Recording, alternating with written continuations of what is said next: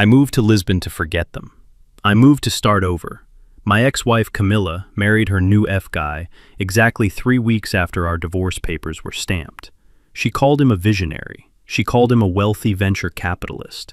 My own son Jamal looked me in the eye and told me that he would be the best man at their wedding because he finally wanted a father figure who understood how to make real money. They thought I was finished. They thought I was just an old, retired electrician with nothing left but a small pension and a broken heart. They were wrong.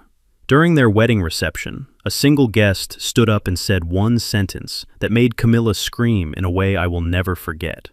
And then, at 2 in the morning, my phone rang. But before I tell you how sweet that revenge tasted, I need to take you back to the moment everything fell apart. My name is Bernard King. I am 74 years old, and for 40 years, I worked as a master electrician. I wired skyscrapers, hospitals, and the very courthouse where my life was just dismantled. If you have ever felt like you gave everything to people who only saw you as a bank account, please hit the like button and subscribe. Let me know in the comments which city you were listening from. I read every single one. The asphalt of the courthouse parking lot was radiating heat that afternoon, but I felt cold, freezing cold. I was holding the keys to the obsidian black Mercedes S-Class, a car I had paid for with overtime shifts and blistered hands. It was the one luxury I had allowed myself in a lifetime of saving. Before I could even unlock the door, a manicured hand with long, crimson fake nails snatched the key fob right out of my grip. It was Camilla. At 65, she was still a striking woman, but the ugliness of her greed had started to seep through her foundation. She dangled the keys in front of my face like she was teasing a dog. "Don't be pathetic, Bernard," she sneered, her voice loud enough for the passing lawyers to hear. "You know the judge awarded the car to me. It goes with the house. And the 60% of the savings. You don't need a luxury sedan to drive to the library, or wherever it is you old men go to waste time." I stood there, my empty hands still hovering in the air. It wasn't about the car. It was about the disrespect. "Camilla," I said, keeping my voice low and steady. "I maintained that engine. I know every bolt in that chassis. You don't even know what kind of fuel it takes." She laughed, a harsh, grating sound. "That is what money is for, Bernard. That is what you never understood. You love getting your hands dirty. You love fixing things. That is why you are small. Preston doesn't fix cars. He buys the dealership. That is the difference between a laborer and a king." Preston. The name tasted like bile. The man she had been seeing for 6 months behind my back. The man she was now leaving me for. I took a deep breath, fighting the urge to snatch the keys back. I am a logical man. I deal in circuits and currents. If you overload a circuit, it blows. Camilla was overloading me, but I refused to blow. Not here, not in public. "Enjoy the ride, Camilla," I said. "Just remember to change the oil." She rolled her eyes and reached into her designer purse. She pulled out a small plastic card and flicked it at my chest. It bounced off my tie and landed in a puddle of oil on the pavement. "I didn't want you to be stranded," she said with a smirk. "I bought you a bus pass. It has $20 on it. That should get you to whatever cheap motel you are staying at. Consider it a parting gift." I looked down at the bus pass floating in the oil. It was the ultimate insult. After 40 years of marriage, after raising a child, after paying for her surgeries and her vacations and her jewelry, I was worth a $20 bus card. I bent down to pick it up. My knees popped, a reminder of my age. As I straightened up, wiping the oil off the card with a handkerchief, a shadow fell over me. It was Jamal, my son, my 35-year-old boy. He was wearing a suit that was too tight, trying to look like the Wall Street tycoons he saw in movies. He was carrying a box of Camilla's personal items from the car trunk to transfer them to her new life. "Jamal," I said, stepping forward, "I am glad you are here. Maybe we can grab dinner later. I need to figure out my next move." Jamal didn't look at me. He looked at his polished shoes. He shifted the box in his hands, avoiding my eyes. "I can't, Dad," he mumbled. "Preston is taking us to that new steakhouse downtown, the one where steaks cost $300. We are celebrating." "Celebrating?" I asked, feeling a crack in my composure. "Celebrating the end of your parents' marriage?" Jamal finally looked up, and what I saw in his eyes broke me more than the divorce decree. It was pity, mixed with contempt. Look, Dad, let's be real, Jamal said, his voice gaining a sudden, arrogant confidence. You had a good run, you worked hard, but the world has changed. You can't save your way to wealth anymore. Preston is going to teach me about leverage, about crypto, about venture capital. He paused, glancing at his mother, who was already sitting in the driver's seat of my Mercedes, revving the engine impatiently. You are a good guy, Dad, Jamal continued, twisting the knife. But you are small time. Preston is a wealthy man, a powerful man. He can open doors for me that you couldn't even unlock. You should be happy for Mom. She finally got the upgrade she deserves. Upgrade. My son called another man an upgrade, to the father who taught him how to throw a baseball, who sat up with him when he had fevers, who paid for the college degree he was currently not using. I looked at Jamal. I saw the weakness in his chin, the hunger for easy money in his eyes. I realized then that I hadn't just lost a wife. I had lost a son long ago. I just hadn't noticed, because I was too busy working to pay for the things they wanted. The horn honked. Jamal, let's go, Camilla yelled from the car. Don't waste your breath. He doesn't understand high finance. He thinks rich means having a savings account. Jamal gave me a quick, dismissive nod. Take care of yourself, Dad. Don't do anything crazy. Maybe get a hobby. He turned his back on me. He walked to the Mercedes, opened the passenger door, and got in. He didn't look back, not once. I watched as the car peeled out of the parking lot, leaving a trail of exhaust fumes. I stood there, alone, clutching the oily bus pass in one hand and my small suitcase in the other. Most men would have cried. Most men would have gone to a bar and drank themselves into a stupor. But I am not most men. I am a master electrician. When a system is corrupted, you don't mourn it. You disconnect it. You isolate the fault. And then you build a new circuit. I walked to the bus stop bench and sat down. The metal was hot against my back. I took out my phone. My hands were steady. My heart was beating a slow, heavy rhythm of absolute finality. I scrolled through my contacts until I found the number for my broker, Mr. Henderson. He answered on the second ring.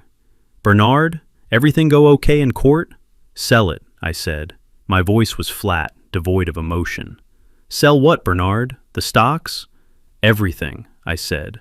The remaining portfolio, the bonds, the antique collection in storage, the land in Georgia. Everything that isn't cash, turn it into cash. Today. There was a silence on the line. Bernard, that is a significant liquidation. Are you sure? The market is a bit volatile right now. You might lose a few percentage points. I don't care, I said, watching a city bus rumble toward me, spewing black smoke. Liquidate it all. And wire the funds to the international account we set up last month. The international account? Bernard, are you going somewhere? Yes, I said, as the bus screeched to a halt in front of me. The doors hissed open, revealing a tired driver who looked like he hated his life. I stepped up, tapping the oily card Camilla had thrown at me against the reader. It beeped. Approved. I am going to Portugal, Mr. Henderson, I said, stepping to the back of the bus. When? He asked. Tonight, I replied. I hung up the phone and looked out the dirty window. The city of Chicago, the city I had helped build with my own hands, slid past me. My ex-wife thought she had stripped me bare. My son thought I was a failure. They thought they had taken everything, but they didn't know about the patent. They didn't know about the German energy contract, and they certainly didn't know that by taking the house and the car, they had just anchored themselves to a sinking ship, while I was cutting the rope to float away. Let them have the Mercedes. Let them have the house. I was about to find out just how much leverage Preston really had. I closed my eyes and let the vibration of the bus engine soothe me. This wasn't the end. This was the beginning of their education, and tuition was going to be very, very expensive. 6 months. That is how long it takes to learn that silence is not empty, but full of answers. In Chicago, my life had been a constant cacophony of demands. Camilla wanting a new sunroom, Jamal needing bail money for a failed business venture, Tiffany complaining that our family dinners weren't Instagrammable enough. But here in Lisbon, on the terrace of an apartment that overlooks the Tagus River, the only sound was the distant chime of a tram and the seagulls circling the red tile roofs. I took a sip of my espresso. It was strong, dark, and simple, just the way I like it. My neighbors here think I am just a retired pensioner living on Social Security. They see an old man in a linen shirt and comfortable sandals, walking to the market to buy fresh sardines. They treat me with a kindness I hadn't felt in decades. Bom dia, Senor Bernard, the baker says every morning. They don't know that the man buying a €2 loaf of bread holds the primary patent for the KV400 industrial circuit breaker. They don't know that every time a factory in Berlin powers up its assembly line, or a hospital in Tokyo switches to emergency generators, a fraction of a cent is deposited into an account that Camilla never knew existed. She never asked about my work. To her, I was just a blue-collar worker with dirt under his fingernails. She didn't understand that electricity is a language, and I was one of the few people who knew how to write poetry in it. I had protected that patent, not out of greed, but out of necessity. It was my safety net, and now it was my freedom. I placed my cup on the saucer, enjoying the warmth of the ceramic. I was finally breathing. My blood pressure was down. The phantom pains in my back were gone. I was ready to close the book on my past life completely. Then, my phone buzzed on the mosaic table. It was a jarring, mechanical sound that seemed to slice through the Portuguese sunlight. I looked at the screen. The name flashing there was Jamal. My thumb hovered over the decline button. I had spoken to him only once since the incident in the parking lot. A brief text message to confirm I had landed safely. He hadn't replied. Why call now? Why disturb the first real peace I had known in 40 years? I am a logical man. Logic dictates that you gather data before you make a decision. So, against my better judgment, I answered. Hello, Jamal, I said. My voice sounded deeper, calmer than he probably remembered. Dad? Is that you? The connection was clear, but his voice sounded tinny, rushed. There was no warmth in it. No, hello, how are you? No happy birthday, even though I had turned 75 last week. Yes, Jamal, it is me. Is everything all right? Yeah, everything is great. Fantastic, actually, he said, but he was speaking too fast. I could hear the clinking of glasses in the background, the murmur of a crowded room. We are at the country club. Preston just bought a round of drinks for the entire members' lounge. I didn't say anything. I let the silence stretch, forcing him to fill it. Anyway, Dad, I am calling because Mom wanted me to tell you. It is official. The wedding is next month. I looked out at the river. A small sailboat was fighting against the current. Next month? I asked. The divorce was finalized 6 months ago. That is a very fast timeline. It is a whirlwind romance, Dad, Jamal said, his voice taking on a defensive edge. When you know, you know. Preston doesn't like to wait. He is a man of action, not like, he makes things happen. I closed my eyes. Even from 4,000 miles away, the comparison stung. Not because I was jealous of Preston, but because my son was so easily seduced by the flash of fool's gold. The venue is the Gold Coast Ballroom, Jamal continued, bragging now. 500 guests. Lobster flown in from Maine. It is going to be the event of the decade. Mom is going to look like a queen. That sounds expensive, I said dryly. I hope she has a good prenup. There was a pause, and then a rustling sound. The phone was being moved. Give me that, a female voice hissed. It was Tiffany, my daughter-in-law, the woman who had once refused to eat my birthday cake because she said it was store-bought. Hello, Bernard, she said. Her voice was dripping with that fake sweetness that is more dangerous than acid. We just wanted to make sure you got the message clearly. We are sending an invitation, just for formality. But honestly, you don't need to come. I gripped the phone tighter. Excuse me? Look, let's be realistic, Tiffany laughed. A sound that grated on my nerves. A ticket from Europe is expensive, especially for someone on a fixed income like you. We don't want you to stress about money. And honestly, Preston has invited senators, CEOs, people from the Forbes list. It might be awkward for you. We don't want you to feel out of place in your old suits. I looked down at my shirt. It was made of Egyptian cotton, tailored by a man in Lisbon who used to dress royalty. But to Tiffany, value was only found in logos, not quality. So, you are calling to uninvite me? I asked, keeping my tone even. We are calling to save you the embarrassment, she corrected, and to let you know that you have been replaced. Preston is going to walk Jamal down the aisle when he renews his vows with me next year. He is going to be the grandfather to our future kids. He is the patriarch now. We just thought you should know so you don't show up and make a scene. She didn't wait for a response. I heard her laugh again, a nervous, high-pitched sound before the line went dead. I slowly lowered the phone to the table. The sun was still shining, the river was still flowing, but the temperature in my world had dropped 10 degrees. Replaced, embarrassment, fixed income. I sat there for a long time, analyzing the conversation. I replayed their words in my head, stripping away the insults to find the data underneath. As an engineer, you learn that noise is often a distraction from the signal. Tiffany and Jamal were making a lot of noise. They were bragging, posturing, insulting. But why? If they were truly happy, if Preston was truly this billionaire savior, why call me? Why go out of their way to tell me not to come? If I was so insignificant, so poor, so past it, why did I still occupy enough real estate in their minds to warrant an international call? I tapped my finger on the table. 1 tap, 2 taps, 3 taps. Fear. That was the signal hidden in the noise. They were afraid. Tiffany's laugh was too loud. Jamal's praise of Preston was too frantic. They sounded like people trying to convince themselves, not me. And then a thought struck me. A cold, hard realization that made me sit up straight. Preston, the venture capitalist, the man who appeared out of nowhere, the man who was spending money like water. I thought about the house Camilla had taken. I thought about the joint accounts she had drained.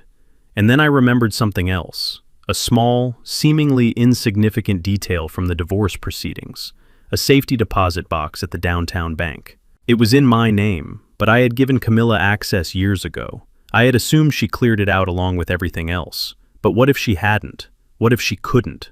And more importantly, I remembered a clause in the property deed of our old house, a mechanic's lien I had placed on the property myself 20 years ago when I rewired the entire estate to industrial standards. It was a technicality, a way to protect the asset in case of a lawsuit against my business. I had never removed it. If Preston was trying to leverage the house for loans, if he was trying to refinance to pay for this event of the decade, that lien would pop up. It would require my signature to clear. But they hadn't asked for my signature, which meant one of 2 things. Either they didn't know about it yet, or they had forged it. I looked at my phone again. "You don't need to come," Tiffany had said. "We don't want you to make a scene." They weren't afraid of me being poor. They were afraid of me being present. I stood up. The peaceful retirement, the sardines, the afternoon naps, they would have to wait. There was a short circuit in the system, and it was threatening to burn down the only thing I still cared about, my name and my legacy. I couldn't let my son, as foolish as he was, destroy himself completely. Or maybe, just maybe, I needed to see the fire with my own eyes to believe it. I opened the airline app on my phone. Tiffany had worried about me affording a ticket. She thought I would be scraping pennies together. I scrolled past the economy seats. I scrolled past business class. I selected first-class suites for the flight to O'Hare tomorrow morning. I wasn't going back for the wedding cake. I was going back to inspect the wiring, because I had a feeling that this wealthy new life my ex-wife was building was wired to explode, and I wanted to be holding the remote control when it happened. One-way ticket, I whispered to the empty terrace. I went inside to pack. I chose my best suit, the charcoal gray one, the one that looked like armor. They wanted a ghost, they were about to get a haunting. Chicago O'Hare Airport has a specific smell. It smells of industrial cleaner, jet fuel, and anxiety. For 40 years, that smell meant work. It meant I was there to fix a blown transformer in Terminal 3, or troubleshoot the baggage claim conveyor belts that had jammed for the 100th time. But today, stepping off the plane from Lisbon, the smell was different. It smelled like a battlefield. I walked through the automatic doors of the International Arrivals Terminal, not as the hunched-over, exhausted man who had left 6 months ago, but as Bernard King, a man who had spent his mornings swimming in the Atlantic and his afternoons reading philosophy. My charcoal suit fit perfectly across my shoulders. I had lost 20 pounds of stress weight. My beard was trimmed sharp. I didn't look like a victim. I looked like a man who owned his own time. I was heading toward the taxi stand, pulling my leather carry-on bag, when a commotion near the VIP pickup area caught my attention. Usually, I would ignore it. Noise is just inefficiency escaping from a system. But then I heard a voice I knew better than my own heartbeat. A voice that used to whisper goodnight to me, but lately had only screamed about my inadequacy. Camilla. I stopped behind a concrete pillar, partially obscured by a group of tourists arguing over a map. I adjusted my sunglasses. I needed to see the enemy before the enemy saw me. There she was, my ex-wife. She was standing on the curb, surrounded by 3 large suitcases that looked brand new. She was wearing a white fur coat, even though it was only October. She looked frantic, constantly checking her reflection in a compact mirror, smoothing her hair, adjusting her diamond earrings. She looked like a woman trying very hard to convince the world she was happy.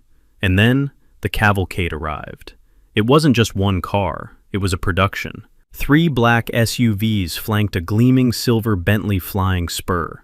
The cars screeched to a halt with a dramatic flair that was entirely unnecessary for an airport pickup. A driver in a uniform jumped out to open the back door of the Bentley, and out stepped Preston. He looked exactly like his photos on social media. Too much tan, teeth that were blindingly white, and a suit that cost more than my first house. He threw his arms open wide, playing to an audience of nobody. "My queen!" he bellowed. His voice boomed, echoing off the concrete overhang. Chicago is not the same without its brightest star. Camilla squealed like a teenager and ran into his arms. I watched them embrace. It looked rehearsed. It looked like a scene from a soap opera that had been canceled due to bad acting.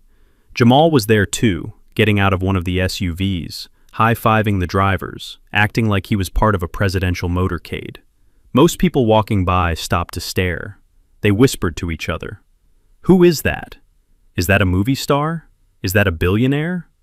I stared too, but I wasn't looking at the fur coat or the white teeth. I was looking at the car. Specifically, I was looking at the rear bumper of the silver Bentley. To the untrained eye, it was a symbol of unlimited wealth, a $200,000 machine. But I am not an untrained eye. I am a master electrician who spent 40 years servicing the garages of Chicago's elite and Chicago's pretenders. My eyes locked onto the license plate frame. It was discreet, black chrome, but I saw the logo etched into the bottom corner, a small, stylized crown with the letters EE, Empire Exotics. A cold smirk touched my lips. Empire Exotics wasn't a dealership. It was a high-end rental agency on the South Side. I knew them well because I had rewired their security system 3 years ago after they had a series of thefts. I knew their inventory. I knew their rates. And I knew that they specialized in renting luxury vehicles to music video producers and influencers who needed to look rich for exactly 24 hours. Real billionaires don't rent cars with rental agency frames. Real billionaires have drivers who own the cars, or they have private plates. Preston Sterling, the venture capitalist who was supposedly reshaping the economy, was picking up his bride in a rental that cost $1,200 a day. I watched as the driver loaded Camilla's bags. I noticed the trunk didn't close automatically. The driver had to push it down firmly. That meant the hydraulic latch was failing. It was a maintenance issue Empire Exotics hadn't fixed yet. Preston wasn't buying the world. He was renting it by the hour. As they peeled away, tires chirping, leaving a cloud of exhaust, I finally moved. I walked to the taxi line, my mind racing. A rental car is not a crime. Maybe his own car was in the shop. Maybe he liked the variety. But coupled with Jamal's desperate phone call, it was a red flag the size of a billboard. "Driver," I said as I slid into the back of a yellow cab, "take me to First National Bank on Dearborn Street." I didn't go to my hotel. I didn't go to get food. I went straight to the money. First National was a cathedral of marble and brass. It was where I had banked for 30 years. It was where I had deposited my first paycheck as an apprentice. It was where I had signed the mortgage for the house that Camilla now called her own. I walked in, the cool air conditioning hitting my face. The security guard, old Mike, looked up from his desk. His eyes widened when he saw me. "Mr. King? Is that you? You look different. You look 10 years younger, man." "Travel agrees with me, Mike," I said, shaking his hand. "Is Arthur in?" "Mr. Henderson?" "Yeah, he is in his office. Go on back. He has been asking about you." I knocked on the heavy oak door of the branch manager's office. Arthur Henderson, a man I had known since we played high school football together, looked up from his computer. He dropped his pen. "Bernard!" he exclaimed, coming around the desk to hug me. I thought you were gone for good. You look like you just bought the sun. I sat down in the leather chair opposite him. I didn't waste time with small talk. I am an engineer. I identify the fault and I fix it. Arthur, I need to see my file, and I need to ask you a question about the property. Arthur's smile faded. He sat back down, his expression shifting from friendly to professional, and then to something that looked like concern. He tapped a few keys on his keyboard. I assume this is about the recent activity? Arthur asked quietly. What activity? I asked. The divorce decree gave Camilla the house. My name is off the title. I know that. I signed the quitclaim deed. Yes, Arthur said, turning the monitor so I could see.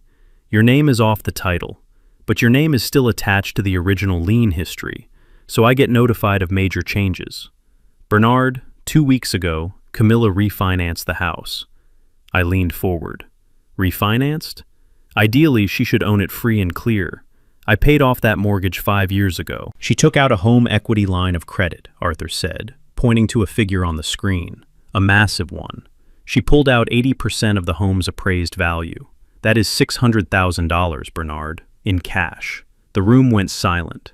The hum of the server in the corner seemed to grow louder. $600,000. That was the safety net I had built for her. That was the roof over her head. Why? I asked. Why would she need that kind of liquidity? She has half my savings. She has the alimony. Arthur hesitated. He looked at the door to make sure it was closed. She came in here with him, Bernard. That guy, Sterling. He did all the talking. He told the loan officer, who, by the way, was very charmed by him, that he needed bridge capital for a unicorn investment opportunity. He used a lot of buzzwords: blockchain, AI integration. He said he was letting Camilla in on the ground floor because he loved her. He said he was going to triple her money in 3 months. I felt a cold knot tighten in my stomach. It wasn't anger. It was the sickening feeling of watching a building collapse in slow motion because someone removed a load-bearing wall. He is a billionaire, Arthur, I said, my voice dripping with irony. Why does a billionaire need his fiancée's house money for bridge capital? Exactly, Arthur whispered. We ran a soft check on him, just standard procedure. Bernard, the man is a ghost. He has credit cards, sure. He has an LLC registered in Delaware. But he doesn't bank with any of the majors in Chicago. His wealth seems to be entirely liquid and moving constantly. But Camilla, she signed the papers. She was looking at him like he was a god. She wired the funds to his LLC account the same day. I sat back, staring at the ceiling. The rental Bentley.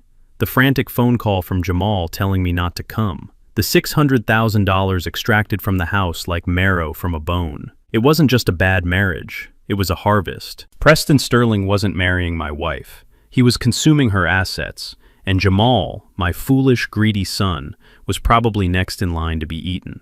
Does Jamal know? I asked. Arthur shook his head. Jamal co-signed as a witness. He was talking about buying a Lamborghini with his share of the profits. I stood up. My hands were trembling, not from fear, but from the sheer magnitude of the stupidity I was witnessing. They had called me a failure. They had called me cheap. And all the while, they were handing the keys to the kingdom to a man who didn't even own his own car. Thank you, Arthur, I said, buttoning my jacket. Bernard, what are you going to do? Arthur asked, standing up. It is legal. She signed it willingly. You can't stop it. I walked to the door and looked back. The old Bernard would have rushed to her house, begged her to stop, screamed at her until she listened. The old Bernard would have tried to save her from herself. But the old Bernard was dead. He died in that parking lot when she threw a bus pass at him. I am not going to stop it, Arthur, I said, my voice cold and steady. I am just going to make sure that when the lights go out, I am the only one holding a flashlight. I walked out of the bank and into the Chicago wind. It cut through my suit, but I didn't feel it. I had a wedding to prepare for, and I needed to make sure I had a front row seat when the check finally came due. My phone buzzed in my pocket, a text from Tiffany. Reminder, the rehearsal dinner is for wedding party only. Don't embarrass us by showing up. I looked at the message and typed a reply. Understood. I will just be a spectator. I hit send. A spectator. Yes, that is exactly what I would be. A spectator at an execution. But first, I had one more stop to make. I needed to visit the one place Preston Sterling would never expect me to go. I needed to visit the rental car agency, because if I knew Empire Exotics, they kept detailed records of who drove their cars, and more importantly, whose credit card was actually on file. I raised my hand for a taxi. The game had just changed. They were playing checkers with money they didn't have. I was about to play chess with the truth. And the truth, as I have learned in 74 years of life, is the only thing that never devalues.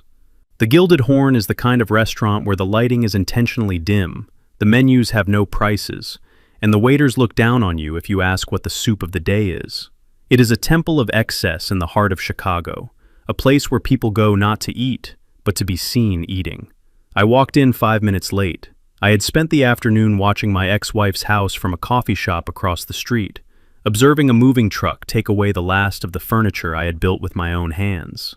Now, I was ready to see the people who were spending the proceeds. The maitre d', a young man with slicked back hair and a sneer practiced in a mirror, tried to stop me. "Do you have a reservation, sir?" he asked, his eyes scanning my suit, looking for a reason to turn me away. "I am with the Sterling party," I said, my voice calm and authoritative. His face changed instantly. "Ah, Mr. Sterling, the VIP room, right this way." He led me through the main dining room, past tables of politicians and athletes, to a semi-private alcove in the back.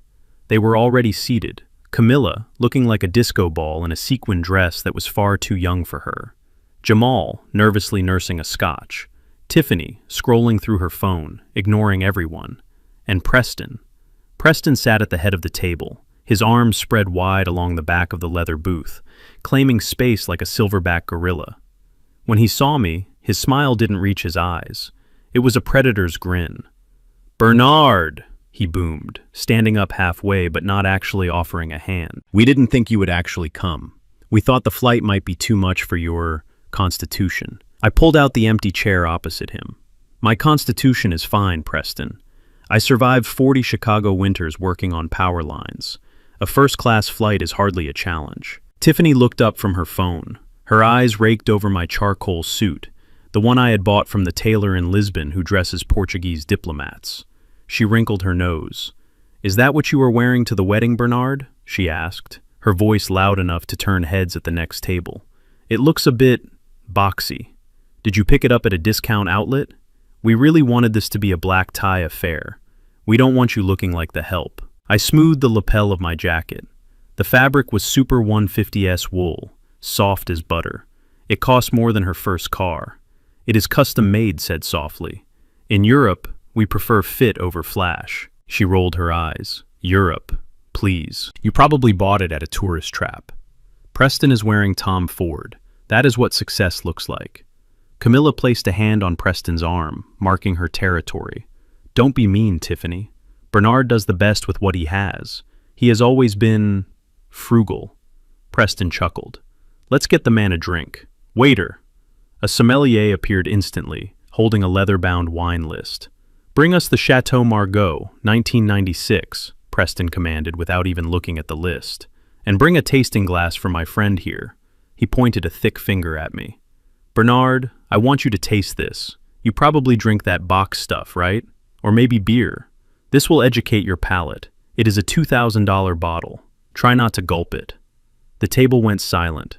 Jamal looked down at his plate. He knew I didn't drink boxed wine. He knew I had built a small wine cellar in our basement years ago, before Camilla turned it into a shoe closet. The sommelier poured a small amount of the dark red liquid into a glass and placed it in front of me. Preston watched me with amusement, waiting for me to be overwhelmed, to be grateful for his charity. I picked up the glass. I swirled it gently. I held it to the light. The color was slightly off, a bit too brown at the edges for a 96. I took a sniff. Cork, I thought. The wine was corked. It had turned. It smelled like wet cardboard and vinegar. I looked at Preston. He was beaming, expecting me to praise him. "Well?" he asked. "What do you think? Can you taste the oak? The history?" I set the glass down. "It is certainly distinct," I said diplomatically. "It has a very pungent aroma. I think it suits you perfectly, Preston." He didn't catch the insult. He laughed and clapped his hands. "Pour it for everyone. We are celebrating." "Celebrating what?" I asked. Preston leaned forward, his elbows on the table. The future, Bernard. My future. Our future. I just closed a seed round for my tech startup. We are going to revolutionize the way people buy groceries on the blockchain. Jamal here is going to be my vice president of operations. I looked at my son. Jamal, you are leaving your job at the logistics firm? That is a union job with benefits. Jamal finally looked at me. His eyes were defiant, but his hands were shaking. Dad, stop living in the past. Unions are for old people. Preston is giving me equity, stock options. When the company goes public in 2 years, I will be worth $10 million.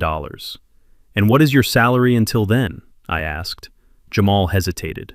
We are taking a nominal salary to maximize growth, but Preston is covering my expenses. He is taking care of us.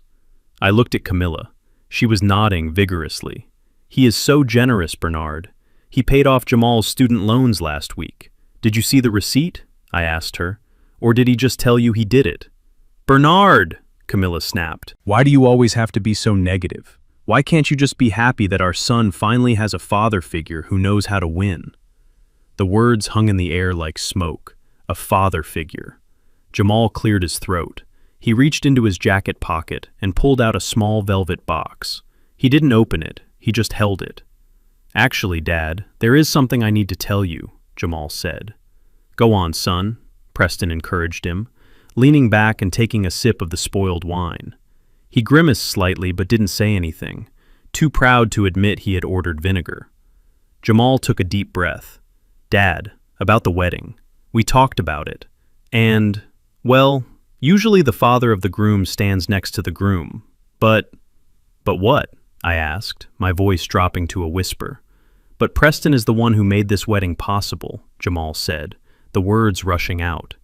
He paid for the venue. He paid for the honeymoon. He has been more of a father to me in 6 months than you were in 30 years. You taught me how to save pennies. You taught me how to make millions. Jamal looked at Preston, seeking approval. So, Jamal continued, I asked Preston to be my best man, and to stand in the father's place during the ceremony. He will give the toast. He will sign the registry. And where do I stand? I asked. Tiffany chimed in, smiling cruelly. You are a guest, Bernard. We have a table for you near the back, next to Great Aunt Martha. You know, the deaf one. We didn't want you to feel pressured to make a speech. We know you aren't very articulate. I looked at the 4 of them. My ex-wife, who sold our memories for a rental car ride. My daughter-in-law, who measured human worth in Instagram likes. My son, who was trading his dignity for stock options in a company that didn't exist. And Preston, the conductor of this train wreck, drinking rotten wine and thinking it was nectar. I felt a strange sensation in my chest. It wasn't pain. It was relief. The final tether had been cut. I was free. I stood up slowly. I buttoned my jacket. I understand, I said. Preston laughed. No hard feelings, old sport. It is just business, evolution, survival of the fittest. I picked up my water glass. To the groom, I said, looking at Jamal, may your equity be as real as your loyalty.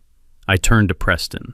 And to the new patriarch, I hope your wallet is as thick as your mouth, Preston, because carrying this family is heavier than it looks. Preston's smile faltered for a second. What is that supposed to mean? It means, enjoy the dinner, I said. I have an early flight to catch, or at least, that is what I am telling myself. I turned and walked away. I didn't look back. I could feel their eyes on me. I could hear Tiffany whispering, God, he is so bitter. I walked past the open kitchen, past the wine cellar, and stopped at the host stand near the front door. I waited. I wasn't leaving just yet. I pretended to check my coat, lingering in the shadows of the foyer. Through the glass partition, I watched the waiter approach their table with the bill. It was a black leather folder. Preston snatched it up with a flourish, not even checking the total. He pulled out a black metal credit card and tossed it onto the tray like a throwing star. I counted the seconds. 1, 2, 3. The waiter walked to the terminal at the side station. He swiped the card. He frowned. He wiped the strip on his apron and swiped it again. He tapped the screen. He walked back to the table. He leaned down and whispered something to Preston. Preston laughed loudly, waving his hand. He said something that looked like, try it again. The waiter went back, swiped again. Then he picked up the phone next to the register. He spoke for a moment, then hung up. He walked back to the table, this time without the folder. I saw Preston's face change. The red flush started at his neck and crept up to his hairline.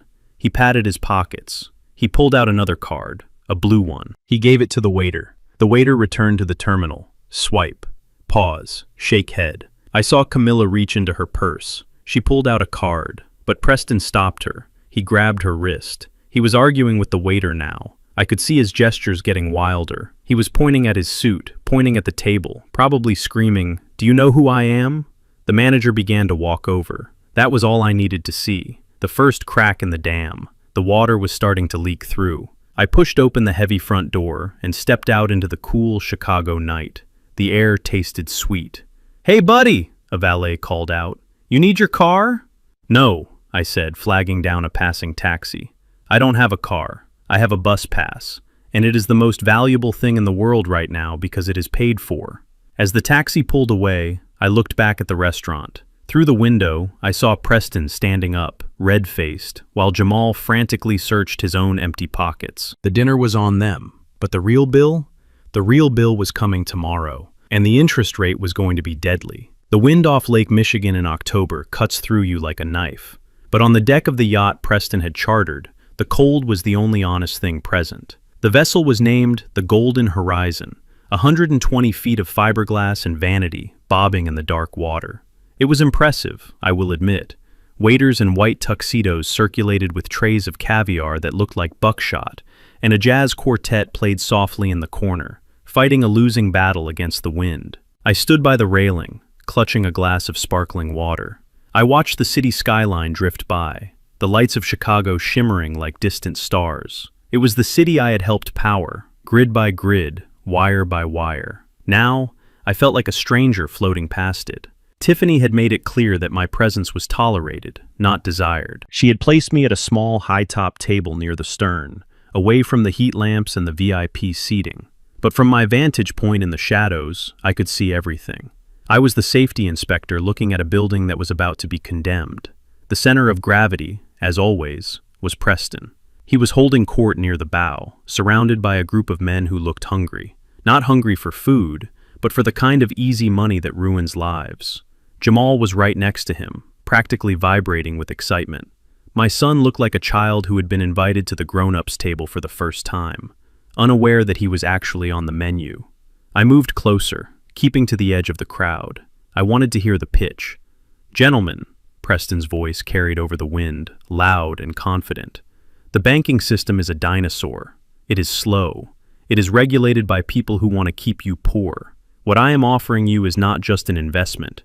It is an exit strategy from the Matrix." He pulled out his phone and tapped the screen. A graph appeared, a jagged green line shooting upward toward infinity. "We call it Liberty Coin," Preston said, his eyes gleaming. "It is backed by lithium deposits in South America that my firm has exclusive rights to. We are talking about 300% returns in the first quarter, conservative estimates." I watched Jamal's face. He was staring at the phone screen with a mixture of awe and greed. He wasn't asking about the mining permits. He wasn't asking about the blockchain auditing. He was just seeing the imaginary zeros adding up in his bank account. "I'm in," one of the guests said. A man I recognized as a local car dealership owner. "Put me down for 50. 50,000, Preston laughed, a dismissive sound. "That is a good starter position, Mike, but the real tier begins at 200.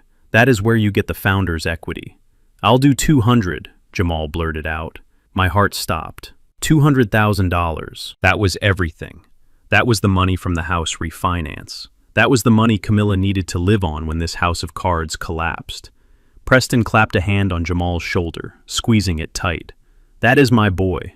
That is vision. You see, gentlemen, this young man understands the future. He is not afraid to pull the trigger. I wanted to step in. I wanted to grab Jamal by the lapels and shake him until his teeth rattled. I wanted to scream that lithium rights are public record, and if Preston really had them, he wouldn't be pitching to car dealers on a rental boat in Chicago. He would be on Wall Street. But I knew Jamal wouldn't listen. He was drunk on the proximity to power. To intervene now would only make me the villain in their success story. Then, the sliding glass doors of the main cabin opened, and Camilla stepped out. If Preston was the king of this delusion, Camilla was the queen. She was wearing a silver gown that hugged curves she had maintained with expensive surgeries. But what caught the light wasn't the dress. It was the necklace. It was a cascading waterfall of diamonds, wrapping around her neck and dripping down toward her chest. It was massive, ostentatious. It had to be 50 carats comfortably. Preston left the circle of men and walked over to her, taking her hand and kissing it. "And here is the inspiration for it all," he announced. "My beautiful bride, wearing the Sterling family diamonds. These stones have been in my vault for generations." The crowd oh'd and awed. Tiffany rushed over, snapping photos with her phone, the flash blinding in the dark. "Oh my God, Camilla, you look like royalty," Tiffany squealed. "Those are insane." Camilla touched the stones at her throat, her face flushed with pride. She looked at me, spotting me in the shadows. She lifted her chin, a gesture of pure defiance. "See what I have?" her eyes said. "See what you could never give me?" I took a step closer. The engineer in me took over. I have a habit, a compulsion really, to understand how things are made. Years ago, for our 30th anniversary, I had saved for 3 years to buy Camilla a sapphire pendant. It wasn't huge, but it was flawless. I had spent weeks with a gemologist, learning about clarity, cut, and the refractive index. I learned how light behaves when it enters a dense stone. I learned that a real diamond has a very specific way of breaking light.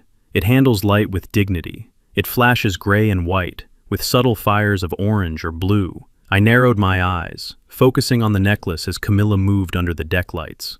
The stones were flashing, but they were flashing too much. They were throwing out a disco ball effect. Reds, greens, purples. It was a chaotic explosion of color. That is known as double refraction.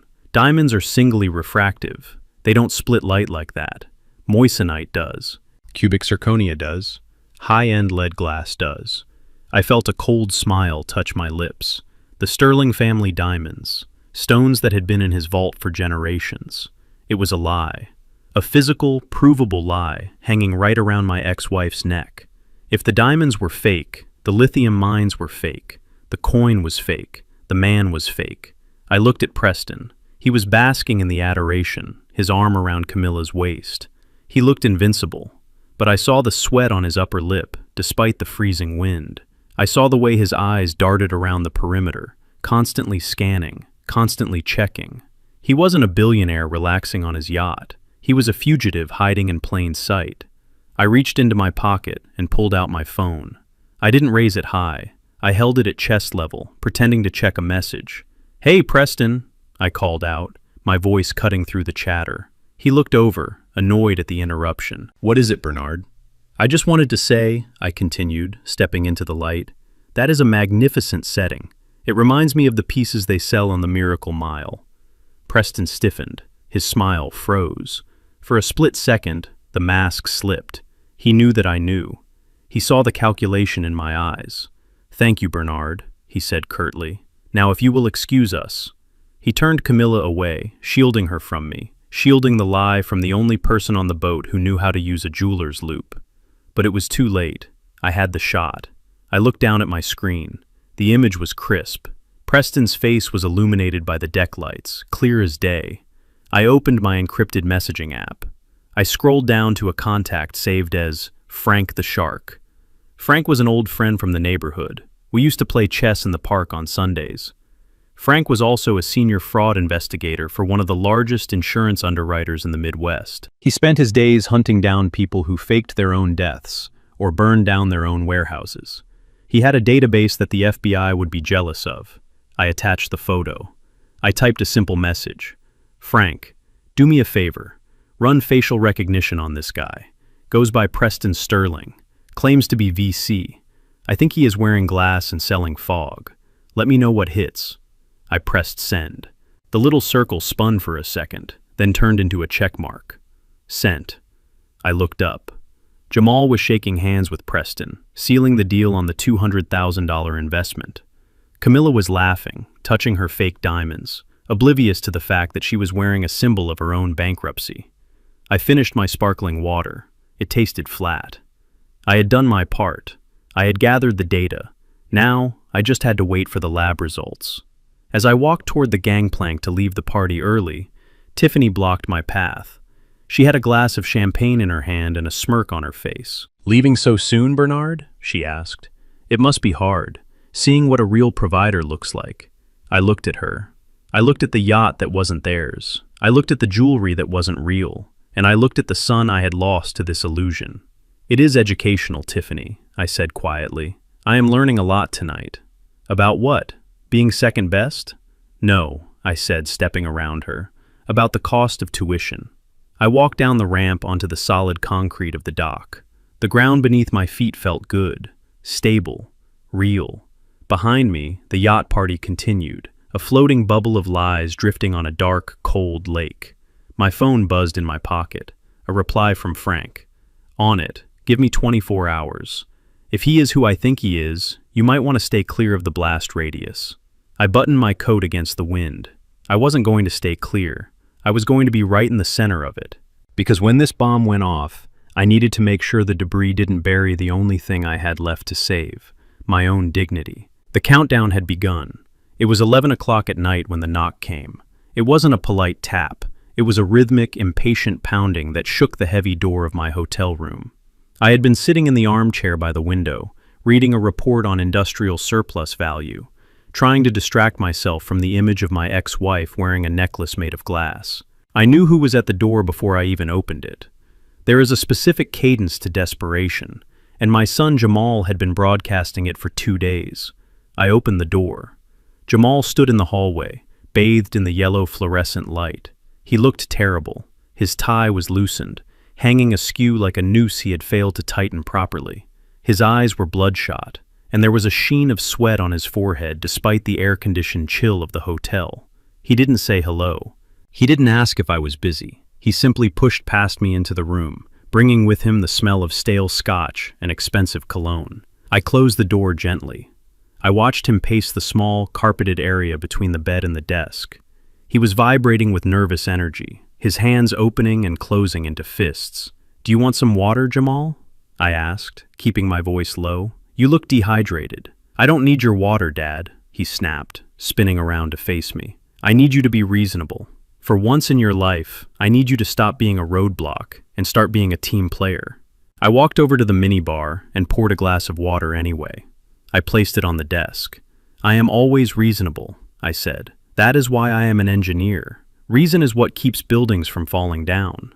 What is the emergency, son?" Jamal reached into the inner pocket of his jacket. He pulled out a document, folded into thirds. It looked like it had been handled roughly. He smoothed it out on the desk, his movements jerky and uncoordinated. "It's the trust," he said. "The education fund you set up for the grandkids." I looked at the paper. It was the deed to the King Family Trust. It wasn't a fortune.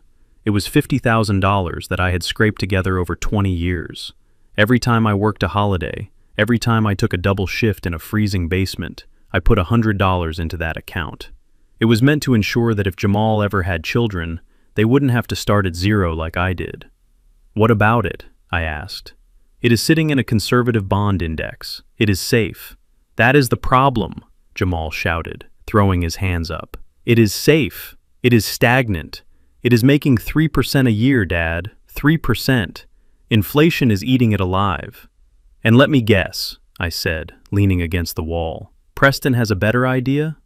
Jamal's eyes lit up with that fanatical gleam I had seen on the yacht. "Yes." Preston looked at the portfolio. "He laughed, Dad. He actually laughed.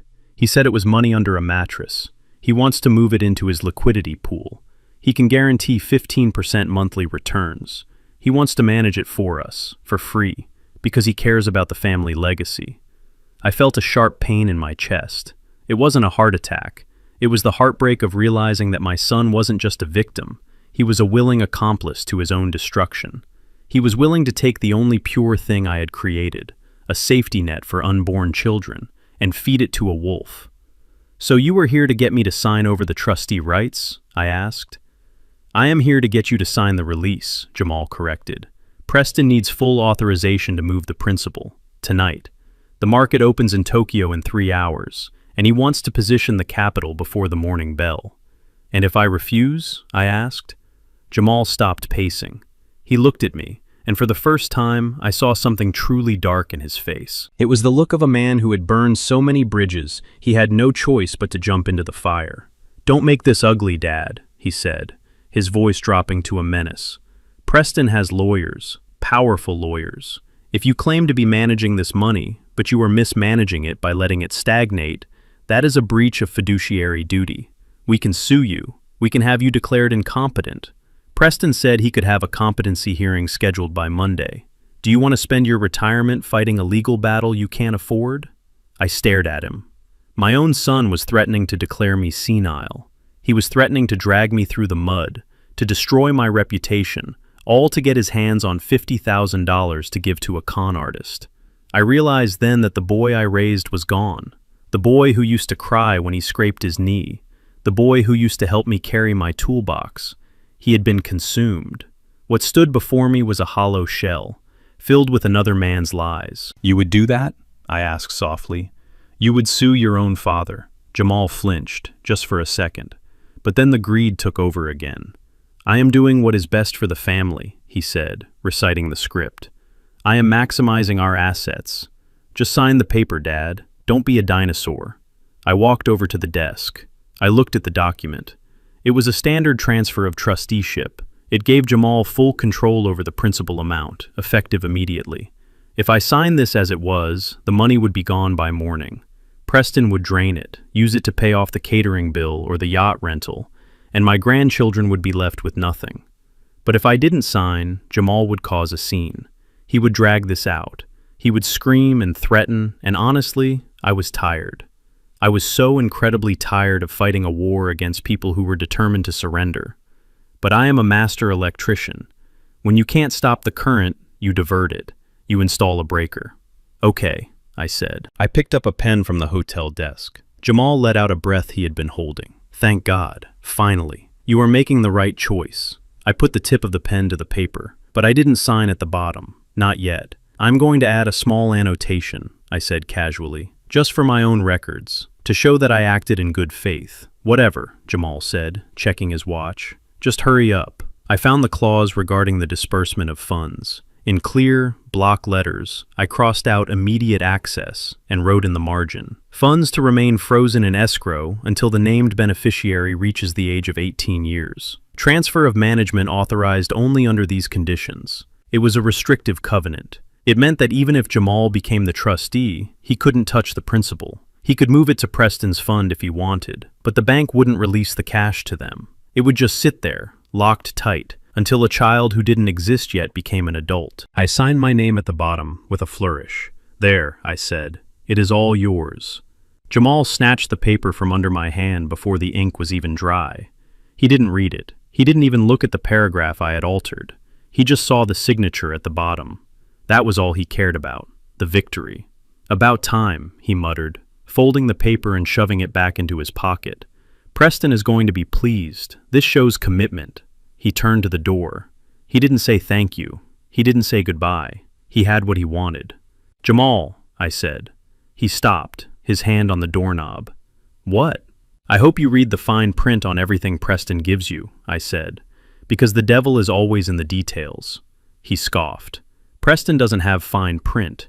He operates on a handshake. That is how real business is done." He opened the door and walked out, slamming it behind him. I stood alone in the silence of the hotel room.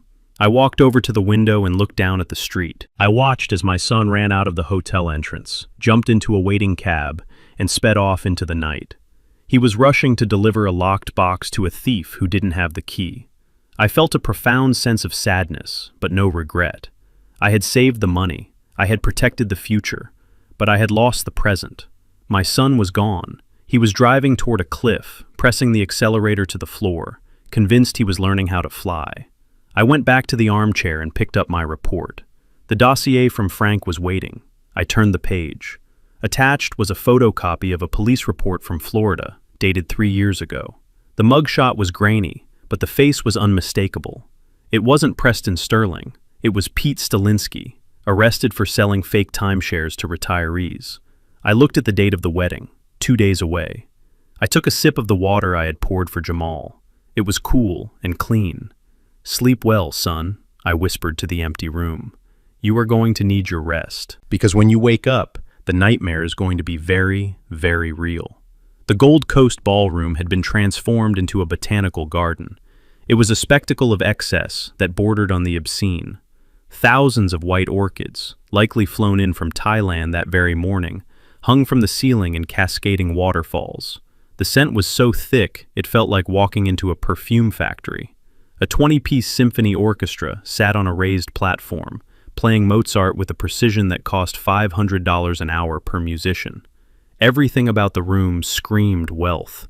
Everything about it was designed to say, "Look at us.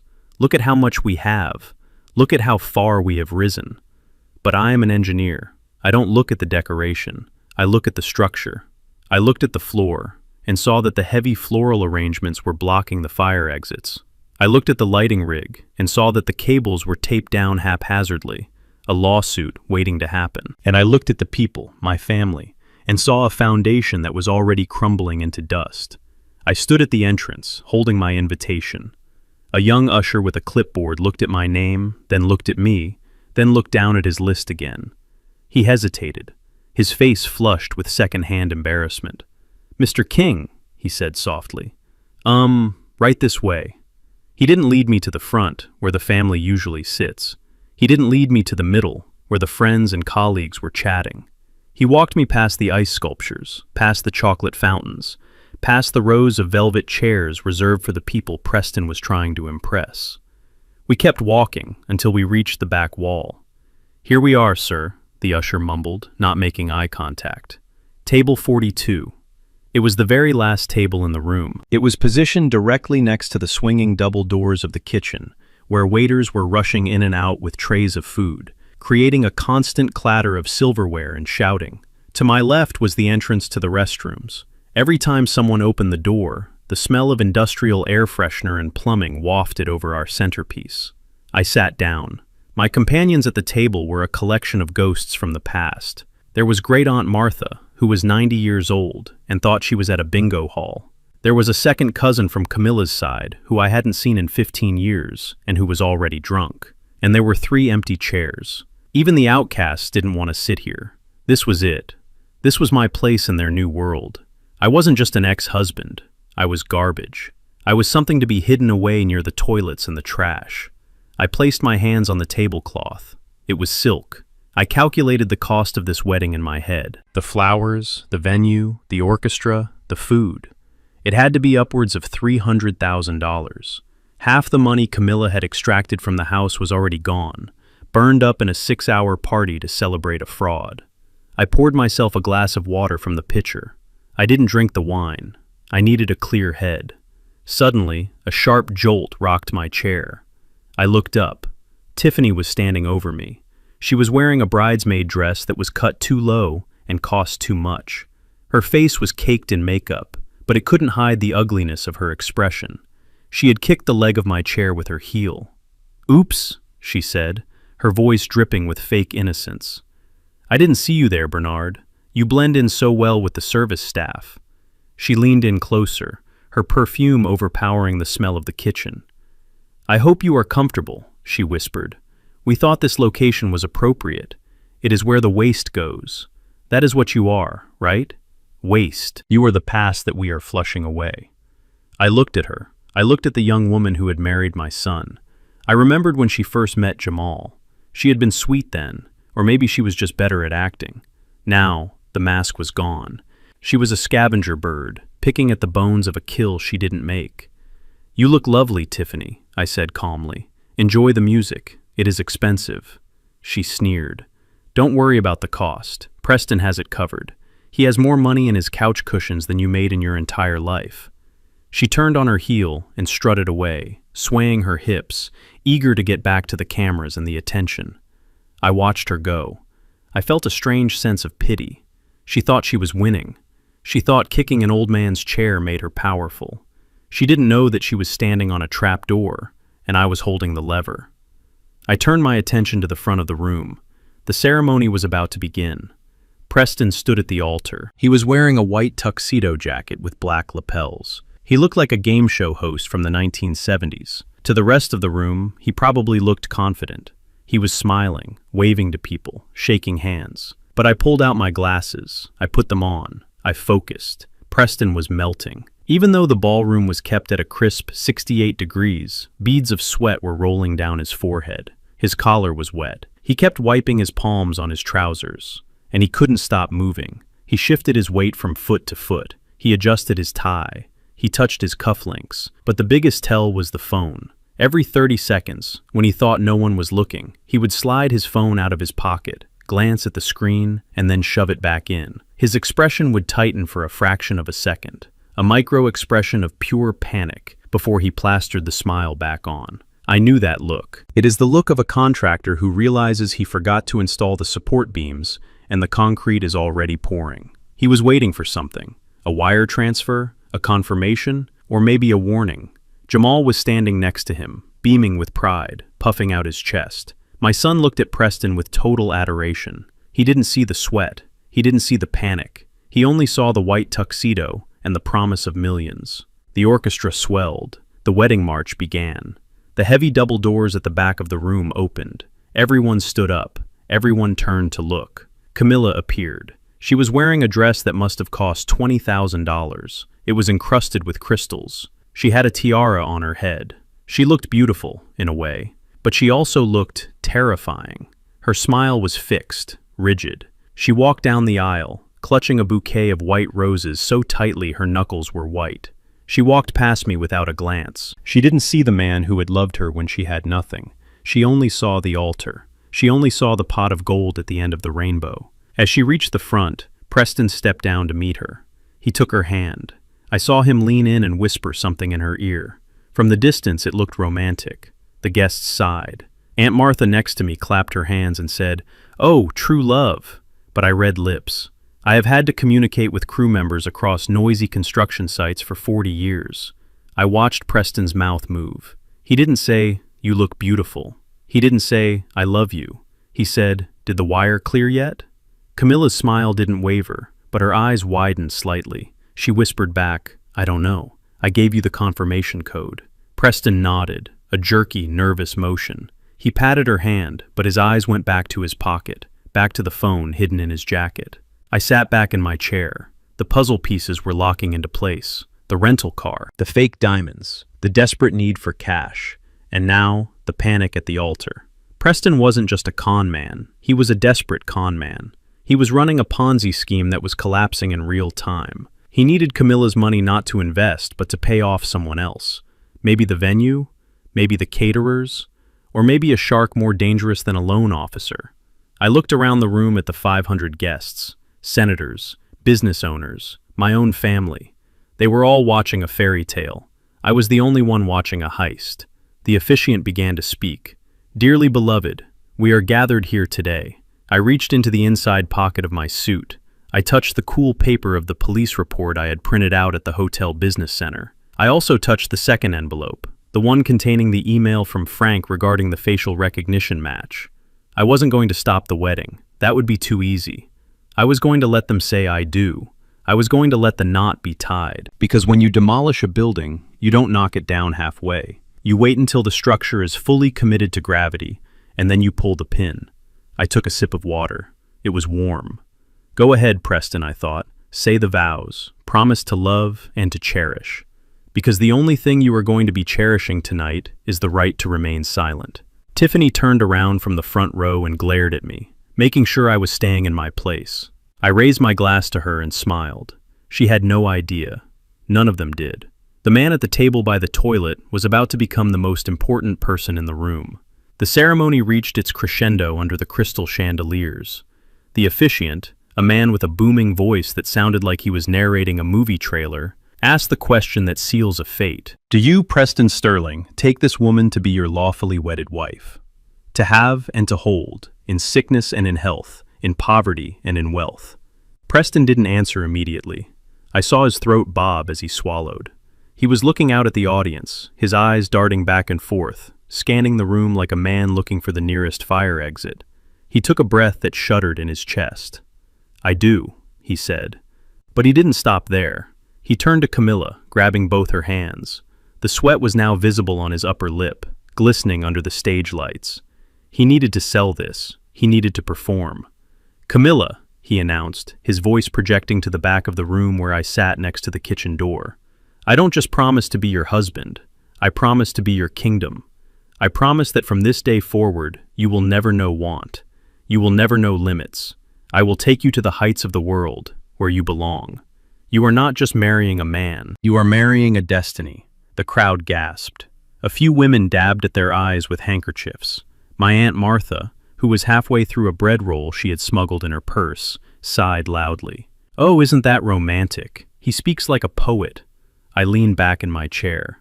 He didn't speak like a poet. He spoke like a politician trying to get elected before a scandal broke. I had heard similar speeches before. I heard them from contractors who promised to finish a job under budget and ahead of schedule, right before they disappeared with the deposit money. It was the language of overcompensation. When the foundation is weak, you decorate the facade with gold paint. Camilla was eating it up. She looked at him with the adoration that made my stomach turn. Not because I still loved her. That ship had sailed the moment she threw my keys on the pavement, but because I knew how much that look was going to cost her. She believed him. She believed that she had finally won the lottery. She didn't realize she was holding a ticket for a drawing that had happened yesterday. "I take you, Preston," she sobbed into the microphone, "to be my king." They exchanged rings. Preston fumbled with the band. His hands were shaking so badly that he almost dropped it. He laughed it off, a nervous, high-pitched chuckle that didn't match his baritone persona. "I'm just so excited, folks," he shouted to the crowd. As he slid the ring onto her finger, I scanned the room again. I am an observer. It is what I do. I look for the anomaly in the circuit. I look for the one wire that is frayed, the one fuse that is too hot. And then I found him.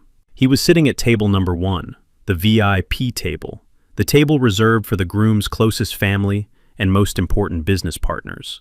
He was the only person at the table. He was a large man, broad-shouldered, wearing a black suit that absorbed the light. He wasn't looking at the bride. He wasn't looking at the groom. He was looking at his watch. He wore tinted glasses, even though we were indoors. He sat with a stillness that was unnatural in a room full of celebrating people. When the couple kissed and the room erupted in applause, he didn't clap. He didn't smile. He simply reached for his glass of water, took a sip, and set it back down in the exact same ring of condensation. Preston pulled away from the kiss. He threw his arms up in victory. The orchestra struck up a triumphant melody. The guests cheered. But Preston's eyes didn't go to his mother. They didn't go to Jamal. They went straight to table 1. He looked at the man in the black suit. The man in the black suit gave a microscopic nod. It wasn't a nod of congratulations. It was the kind of nod a warden gives a prisoner. Acknowledgement. Supervision. Preston's smile faltered. He quickly turned back to Camilla, burying his face in her neck, hiding his expression from the cameras. I knew instantly. That man wasn't a guest. He was a variable that Preston hadn't accounted for, or perhaps a variable that Preston was terrified of. The ceremony ended. The guests began to file out toward the terrace for the cocktail hour, while the ballroom was flipped for dinner. The air filled with the chatter of 500 people discussing how beautiful the vows were and how expensive the flowers must have been. I stood up. My legs were stiff from the cheap chair. I needed to know. I made my way through the crowd. I moved like a ghost. No one stopped to talk to me. To them, I was just the ex-husband, the failure, the shadow of the past. I was invisible. And invisibility is a powerful tool when you are gathering intelligence. I saw the man in the black suit walking toward the bar. He moved with a heavy, deliberate grace. He walked like a man who owned the floorboards beneath his feet. I followed him. The bar was crowded, but people seemed to instinctively clear a path for him. He radiated a cold aura that made the socialites uncomfortable. He didn't order champagne. He didn't order a cocktail. "Soda water with a lime," he told the bartender. I slid into the empty space next to him. I ordered the same. "Nice ceremony," I said, staring straight ahead at the rows of bottles. The man didn't look at me. He just swirled the ice in his glass. "If you like theater, sure," he said. His voice was gravel, deep and rough. It sounded like tires rolling over loose stones. "You don't seem like a fan of the arts," I noted. "I'm a fan of arithmetic," he replied, "and the math here doesn't add up." I turned to look at him. Up close, he was even more intimidating. He had a scar running through his left eyebrow. His suit was expensive, Italian cut, but he wore it like a uniform, not a fashion statement. "I'm Bernard," I said. I didn't offer my hand. "I know who you are," he said. He finally turned his head. Behind the tinted lenses, I could feel his eyes assessing me. "You're the ex-husband. The electrician," I corrected him. "Master electrician." He smirked, a small, humorless twitch of the lips. "Right. The man who got away." "Got away?" I asked. "You are the only person in this room who isn't drowning, Bernard. You just don't know it yet." He took a sip of his soda. He looked over my shoulder, toward the terrace where Preston was currently posing for photos, holding a glass of champagne high in the air, laughing manically. "Look at him," the man said softly. "He looks like a man who just won the race, but he doesn't realize he is running on a treadmill." I decided to push. I decided to apply voltage to the circuit and see what sparked. "You are sitting at the VIP table," I said, "but you aren't family, and you definitely aren't a friend. Preston looked at you during the vows like he owed you his soul." The man chuckled, a dry, dark sound.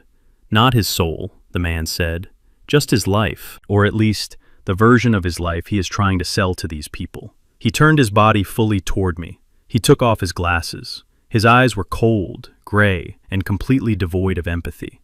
"I am not a guest, Bernard. I am the reason this circus is happening." "I don't understand," I said, though I was starting to. The man leaned in close. He smelled of expensive tobacco and mint. "Preston Sterling came to my organization 3 months ago. He needed bridge capital. He said he had a wealthy fiancée. He said he had a house he could leverage. He said he had a sucker of a stepson who would sign over a trust fund." My blood ran cold. He knew about the house. He knew about Jamal. "He borrowed heavily," the man continued, "at rates that would make a bank manager vomit.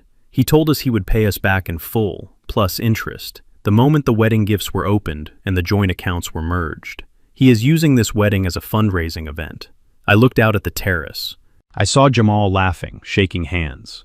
I saw Camilla showing off her ring. They were cattle, fattened, happy cattle, unaware that the butcher was sitting at the bar drinking soda water. "And if he doesn't pay?" I asked. The man put his glasses back on. "I am the collection agency, Bernard, and I don't send overdue notices in the mail." He finished his drink in one gulp. He slammed the glass down on the bar. The sound was like a gunshot in the noisy room. "Congratulations on your escape," he said. "You might want to step back when the cake is cut. Things are going to get messy." He turned and walked away, disappearing into the crowd of tuxedos and gowns. I stood there, gripping my glass of soda water. My hand was shaking, not from fear, but from rage. Preston wasn't just a fraud. He was dangerous. He had brought organized crime into my family. He had leveraged my son's future and my ex-wife's safety against the debt he could never pay. I looked at the happy couple outside. Preston was kissing Camilla again for the cameras. I realized then that the police report in my pocket wasn't just a weapon. It was a mercy killing. If I didn't expose him, the man in the black suit would destroy him, and Camilla and Jamal would be caught in the crossfire. I put $5 on the bar. I adjusted my tie.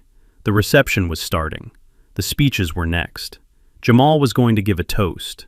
Preston was going to brag. And I was going to sit at my table by the toilet and wait. Because the man in black was right. I had escaped. But I couldn't leave the building just yet. I had to watch it burn, if only to make sure the fire didn't spread to the innocent bystanders, if there were any left. I walked back to table 42. Great Aunt Martha looked up at me with crumbs on her chin. "Who was that handsome man you were talking to?" she asked. "Just a banker, Aunt Martha," I said, sitting down.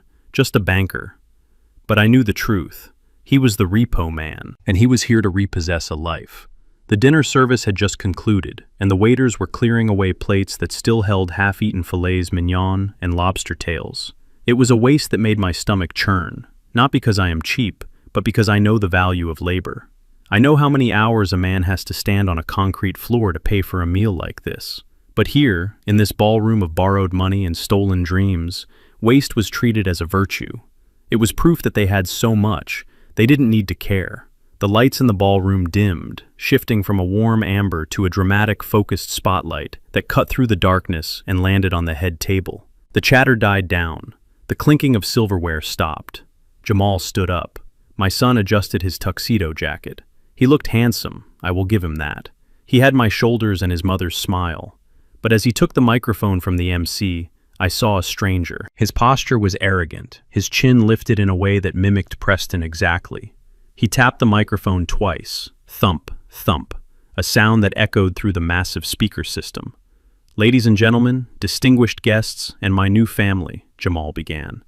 His voice was smooth, practiced. He had clearly rehearsed this in front of a mirror. He paused for effect, letting his gaze sweep over the VIP tables. He didn't look toward the back of the room. He didn't look toward the kitchen doors, where I sat next to the ice machine. "We are here to celebrate love," Jamal continued. "But for me, today isn't just about a wedding. It is about an awakening. It is about realizing that life doesn't have to be a struggle. It doesn't have to be a slow, painful climb up a ladder that leads nowhere." I took a sip of my lukewarm water. I knew where this was going.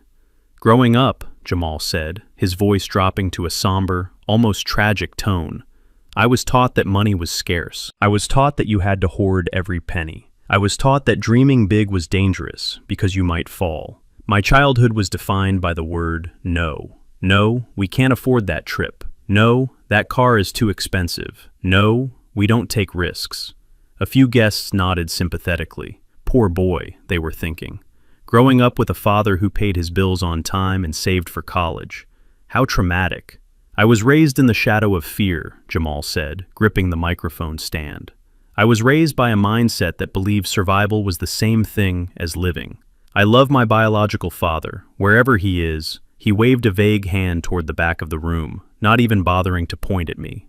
It was a dismissal. It was a gesture you would use to shoo away a fly.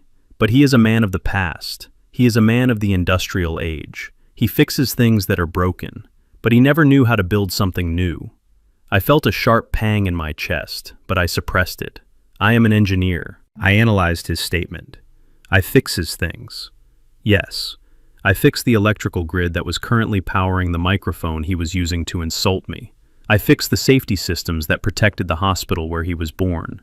He saw labor as a failure. I saw it as the foundation of civilization. But then, Jamal's face lit up. He turned to Preston. Then I met Preston Sterling. Applause broke out. Preston beamed, waving regally to the crowd. "Preston didn't just step into my mother's life," Jamal said, his voice rising with emotion. "He stepped into mine. He showed me that a man isn't defined by how much he saves, but by how much he generates.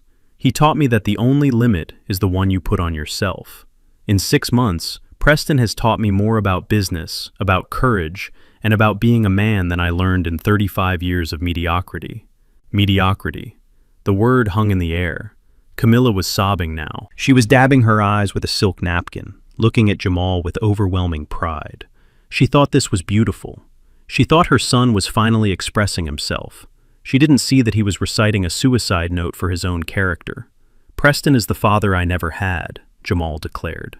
The room went silent for a heartbeat, and then erupted. People were standing up. They were cheering. It was a standing ovation for Betrayal. I sat perfectly still. I didn't slouch. I didn't look down. I watched my son destroy our history to please a stranger. "He is a visionary," Jamal shouted over the applause. "He is a titan, and I am honored, truly honored, to call him Dad."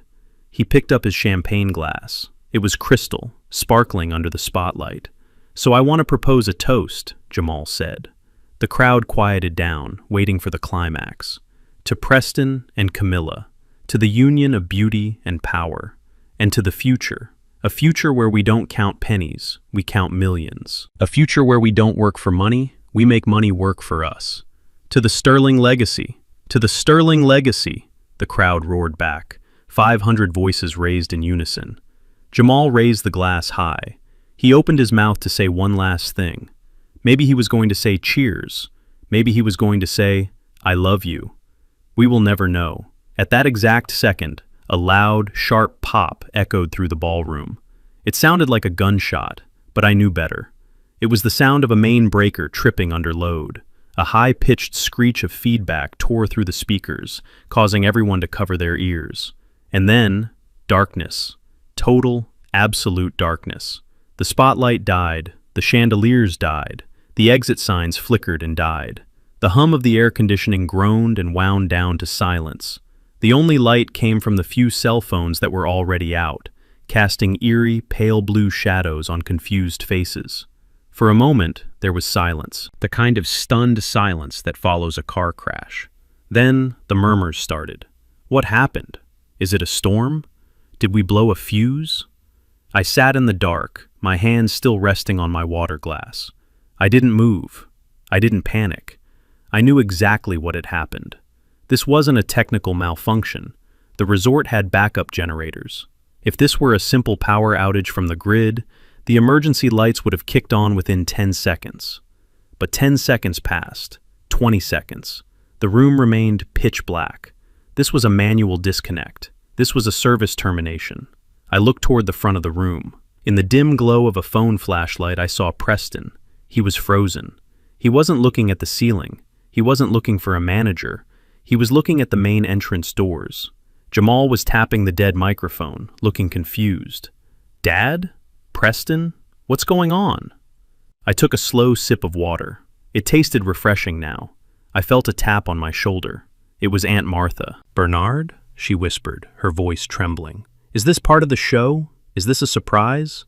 I patted her hand gently in the dark. Yes, Aunt Martha, I said softly. This is the surprise. The show is just beginning. I looked toward the back of the room, toward the service entrance. I could hear heavy boots on the parquet floor. Not the frantic footsteps of catering staff trying to fix a problem. These were the rhythmic, heavy steps of men who were coming to take control. Jamal had just toasted to a future where they didn't count pennies. He was about to learn that when you don't count pennies, someone else counts them for you. And when the count comes up short, they turn off the lights. The darkness wasn't an accident. It was an invoice, and it was past due. The darkness didn't last forever, but the silence did. When the backup generators finally kicked in, they didn't restore the warm, golden ambiance of the expensive chandeliers. Instead, harsh blue-white emergency floodlights snapped on, casting long, distorted shadows across the ballroom. The fairy tale atmosphere was gone, instantly. In its place was the stark, clinical lighting of a warehouse or an interrogation room. It exposed everything. It exposed the cheap foundation makeup on Tiffany's face, the sweat drenching Preston's shirt, and the fear in Camilla's eyes. The microphone system popped and hissed as it reconnected to the emergency circuit. A high-pitched squeal of feedback tore through the room, making 500 guests wince in unison. Preston was the first to move. He was a creature of instinct, and his instinct was to deny reality. He tapped the microphone, forcing a smile that looked more like a rictus of pain. "Ladies and gentlemen," he boomed, his voice echoing strangely in the acoustic deadness of the room. "A minor technical glitch. It seems my energy is just too powerful for the grid to handle. Let's give a round of applause for the staff working to fix this." A few people clapped politely, mostly out of confusion, but the applause died quickly because someone was walking onto the stage. It wasn't a technician. It wasn't the wedding planner. It was the general manager of the resort. I knew him by reputation. He was a man who ran his hotel with the ruthless efficiency of a Swiss watchmaker. He walked up the stairs to the head table with a stride that screamed business. He held a wireless payment terminal in one hand and a black folder in the other. He didn't smile. He didn't apologize for the interruption. He walked straight up to Preston. Preston tried to wave him off, covering the microphone with his hand. "Not now, Henri," he hissed. "We are in the middle of a toast." But Preston forgot one thing. In his panic, he hadn't covered the top of the microphone, only the side, and the gain on the emergency system was cranked up to maximum. "Mr. Sterling," the manager said. His voice wasn't shouting, but it was amplified to a deafening volume that reached every corner of the hall, including my table by the kitchen. "We have a problem with the payment for the second installment." Preston laughed nervously, trying to turn his body to block the manager from the audience's view. "A problem? I am sure it is just a wire delay. My bankers in Zurich are probably on a lunch break. We will sort it out Monday." The manager didn't budge. He stepped closer, invading Preston's personal space. "Sir, we ran the 3 cards you provided on file. The American Express Black, the Visa Infinite, and the corporate MasterCard." Preston was sweating profusely now. Under the harsh emergency lights, he looked like he was melting. Yes, I know. High-volume transactions. They trigger security protocols." It happens when you live at my level. Mr. Sterling, the manager cut him off, his voice ice cold. The cards didn't trigger a security protocol. They triggered a fraud alert. 2 of them have been reported stolen from a Dr. Peter Stalinsky in Florida. The third one has been declined for insufficient funds. The balance available was $12.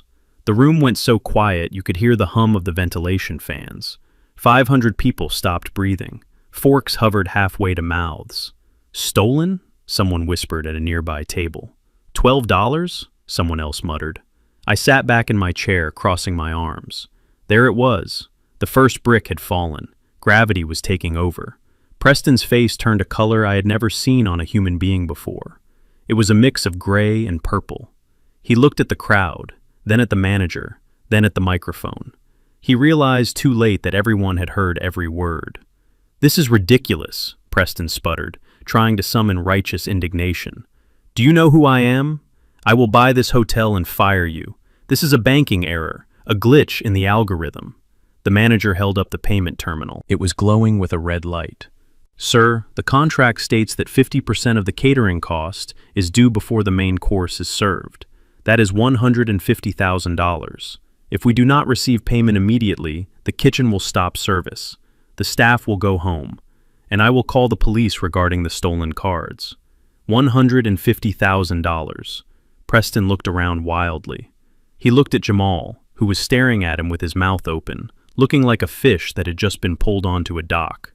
He looked at his business partners at the VIP table, but they were all suddenly very interested in their phones or looking at the ceiling.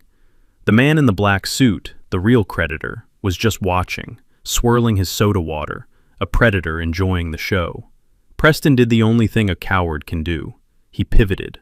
"Camilla, my love," he said, turning to my ex-wife. He put on his most charming smile, but it looked ghastly under the blue light. "Give Mr. Henry your card, the black one.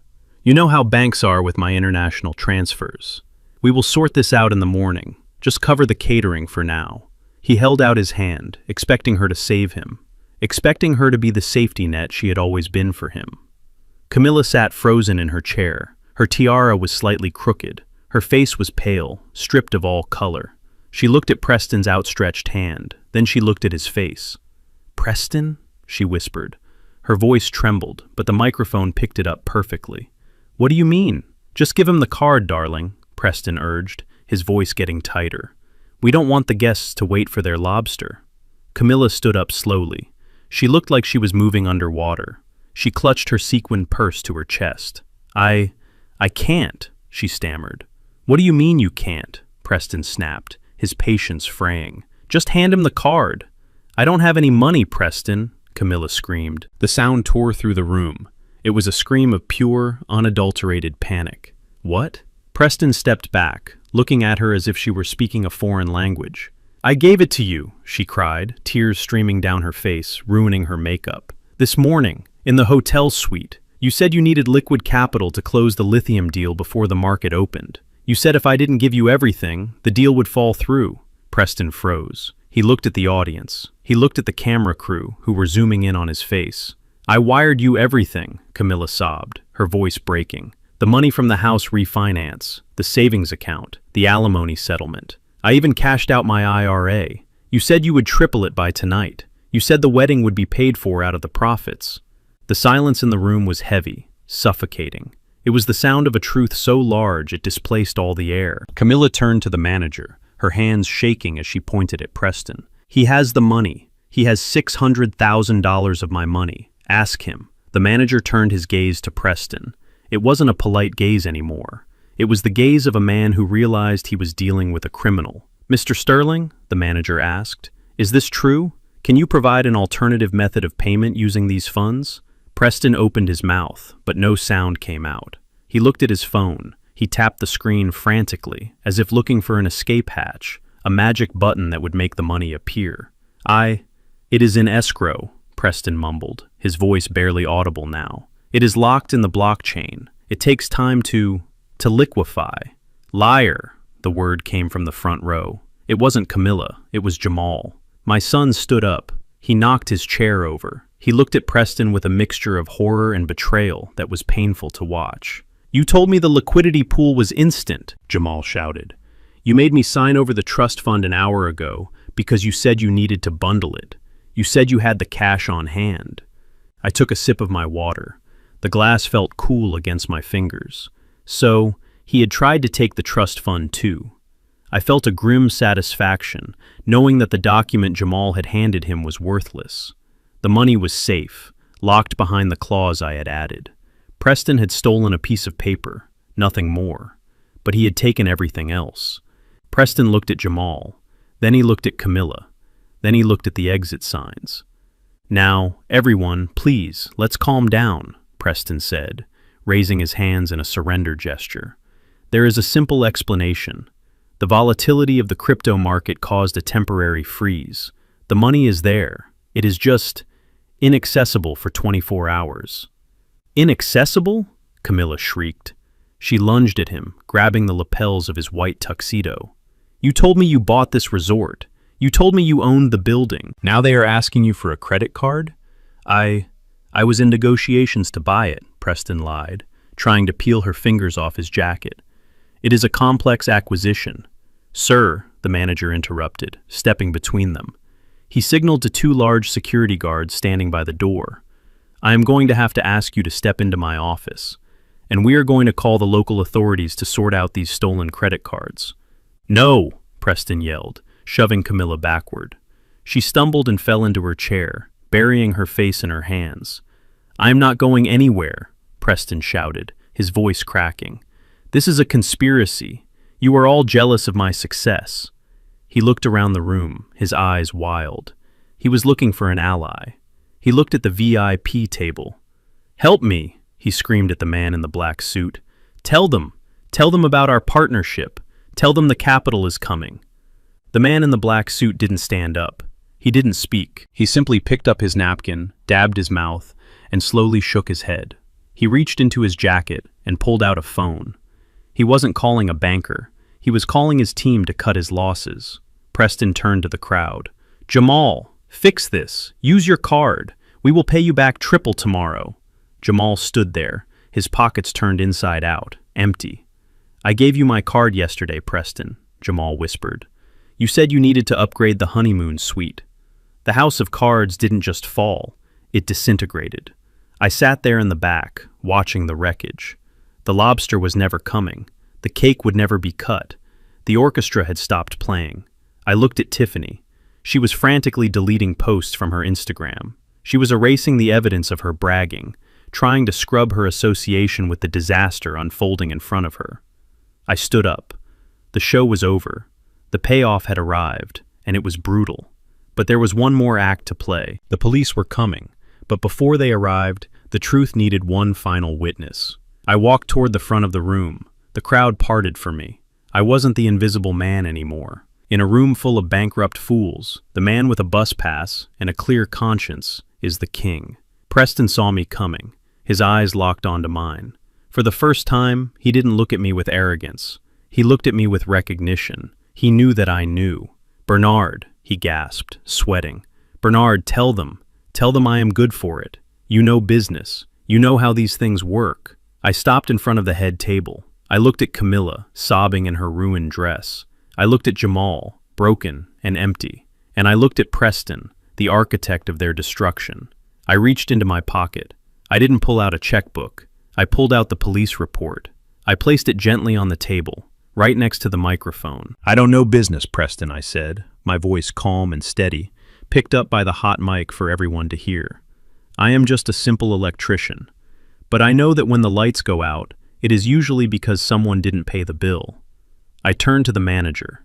Officer, I said, pointing to the document, I think this might help you with your paperwork. His name isn't Preston Sterling, and he has a warrant in Florida that is about to expire. The payoff was complete, and it cost me absolutely nothing. The silence that followed my statement was absolute. It was the kind of heavy, suffocating silence that usually precedes a natural disaster. The police report sat on the white tablecloth like a radioactive object. Preston stared at it, his eyes bulging, his chest heaving under the damp tuxedo shirt. He looked like a man who had been running a marathon for 10 years and had just hit a brick wall. But before Preston could stammer out another lie, before he could spin another tale about misunderstood geniuses and banking errors, a chair scraped loudly against the parquet floor. The sound echoed through the cavernous room, sharp and deliberate. At the VIP table, the man in the black suit stood up. He didn't rush. He didn't look angry. He buttoned his jacket with a slow, methodical grace that was far more terrifying than any shout could have been. He adjusted his tinted glasses, picked up his glass of soda water, and walked toward the stage. The crowd parted for him instinctively. There was an aura around him, a gravitational pull of authority that made the senators and the CEOs step back. He walked up the steps to the head table, his heavy footsteps thudding in rhythm with the beating of 500 anxious hearts. He stopped next to me. He looked down at the police report I had placed on the table. He nodded, a gesture of professional respect. "You missed a page, Bernard," he said. His voice was deep, gravelly, and projected effortlessly without a microphone. But the report is accurate as far as it goes. He reached into his own inner pocket and pulled out a thick envelope. He tossed it onto the table next to my document. It landed with a heavy slap. Preston, or should I say Pete, flinched as if he had been physically struck. "Who is this?" Camilla cried out. Her voice was shrill, bordering on hysteria. She looked from me to the stranger, her eyes wide with confusion. "Is he a business partner? Is he the banker? Preston, tell them who he is." Preston couldn't speak. He was hyperventilating. He was shaking his head frantically at the stranger, pleading with his eyes. A silent beg for mercy. "Please don't. Please stop." The stranger ignored him. He turned to Camilla. He took off his glasses, revealing those cold, gray eyes that had dissected me at the bar earlier.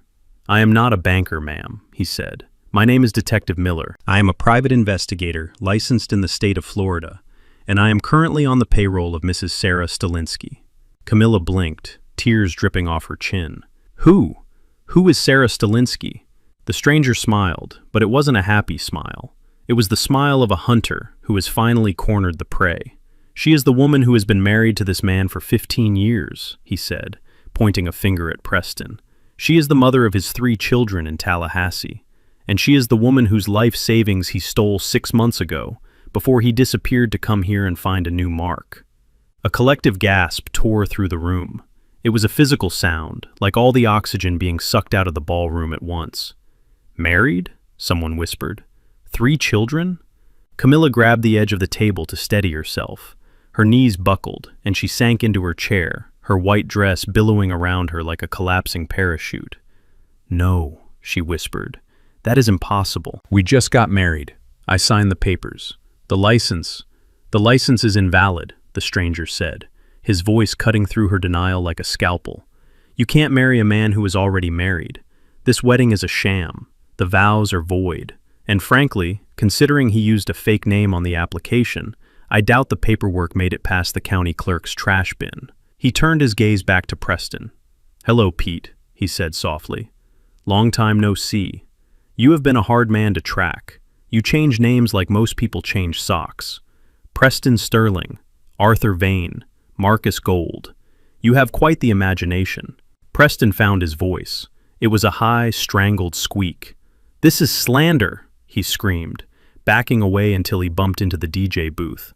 "I don't know this man. He is an actor. Bernard hired him. This is a setup." The stranger laughed. It was a dry, humorless bark. "A setup?" he asked. He picked up the envelope he had thrown on the table and ripped it open. Photocs spilled out, dozens of them. "Here you are in Miami, selling non-existent condos to pensioners," the stranger narrated, tossing a photo to the crowd. "Here you are in Dallas, running a fake charity for veterans. And here you are last week, meeting with a loan shark in Chicago because your Ponzi scheme was running dry." He looked at the crowd, addressing the 500 guests who were now standing, phones recording, witnessing the demolition of a socialite's life. "That is what this is, folks," the stranger announced. "A classic Ponzi. He uses the money from the new wife to pay the debts of the old life. He promised you 300% returns on Liberty coin. There is no coin. There is no lithium mine. There is just a bank account in the Caymans that he uses to pay for his suits and his rental cars." Jamal stepped forward. My son looked like a ghost. His face was ash gray. He picked up one of the photos. It showed Preston, or Pete, wearing a fast food uniform, standing outside a burger joint. The timestamp was only 2 years ago. You were a fry cook? Jamal whispered. Preston snatched the photo away. I was doing research for a franchise investment. But Jamal wasn't listening. The reality was crashing down on him. The stock options, the VP title, the millions.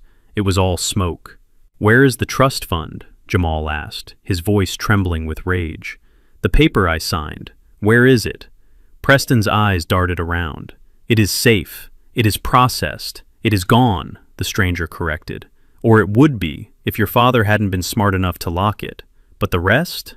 The money from the house? The alimony? He looked at Camilla. Mrs. King, I am sorry to tell you this, but he wired your $600,000 to an offshore sports betting site 3 hours ago. He was trying to double it on a soccer match in Brazil. Did he win? Bernard asked. I spoke for the first time since the stranger had stood up. The stranger looked at me and shook his head. He bet on the underdog, Bernard. He lost everything. Camilla let out a wail that didn't sound human. It was the sound of a wounded animal. She lunged across the table, knocking over the wedding cake. The massive, 5-tier confection crashed to the floor, exploding in a mess of fondant and cream. She clawed at Preston's face, screaming incoherent curses. You thief! You monster! My house! My life! Preston shoved her away. He pushed her hard, sending her crashing into the spilled cake. He didn't care about her anymore. The charade was over. The mask was off. He looked at the doors. The exit signs were glowing red in the dim light. Stay back, Preston yelled, reaching into his jacket. For a second, everyone thought he had a gun. People screamed and dove under tables, but he didn't pull out a weapon. He pulled out a passport. He jumped off the stage. He landed awkwardly, twisting his ankle, but adrenaline kept him moving. He scrambled to his feet and sprinted toward the side exit, the one that led to the kitchen and the loading dock. Stop him! Jamal yelled, but he was too shocked to move. Preston knocked over a waiter carrying a tray of champagne. Glass shattered. He pushed past Aunt Martha, who swung her purse at him and missed. He was running for his life. He reached the double doors. He slammed his body against them, expecting them to burst open to freedom, but they didn't move. He pushed again. He threw his shoulder against the wood. Locked. He turned around, panic etched into every feature of his sweaty face. He ran toward the main entrance, but as he reached the center of the room, the main doors swung open. They didn't open for him. They opened for the 4 uniformed police officers who marched in, followed by the 2 large security guards I had seen earlier. Preston skidded to a halt. He was trapped. Behind him was the angry mob of guests. In front of him was the law. He looked left. He looked right. He looked at me. I was still standing by the head table, next to the ruined cake and his weeping false bride. I raised my water glass to him. Checkmate, Pete, I said softly. The officers moved in. Preston tried to dodge, but the security guard, a man the size of a vending machine, grabbed him by the back of his expensive, sweat-stained tuxedo. He lifted Preston off his feet and slammed him onto a table, sending silverware flying. I am a diplomat, Preston screamed, his face pressed against a plate of uneaten salad. I have immunity. I am a sovereign citizen. You are a con artist with a warrant, the officer said, snapping the handcuffs onto his wrists. And you have the right to remain silent, though I really hope you don't, because everything you say makes the case easier. The room erupted into chaos. Flashbulbs popped. People were shouting, crying, demanding answers. Tiffany was screaming at a police officer that she didn't know him, that she was a victim too. Jamal was sitting on the floor, staring at the ceiling, completely catatonic. And Camilla was sitting in the wreckage of her wedding cake, white frosting smeared on her face like clown makeup, sobbing into her hands. The stranger walked over to me. He put his glasses back on. My client in Florida will be pleased, he said.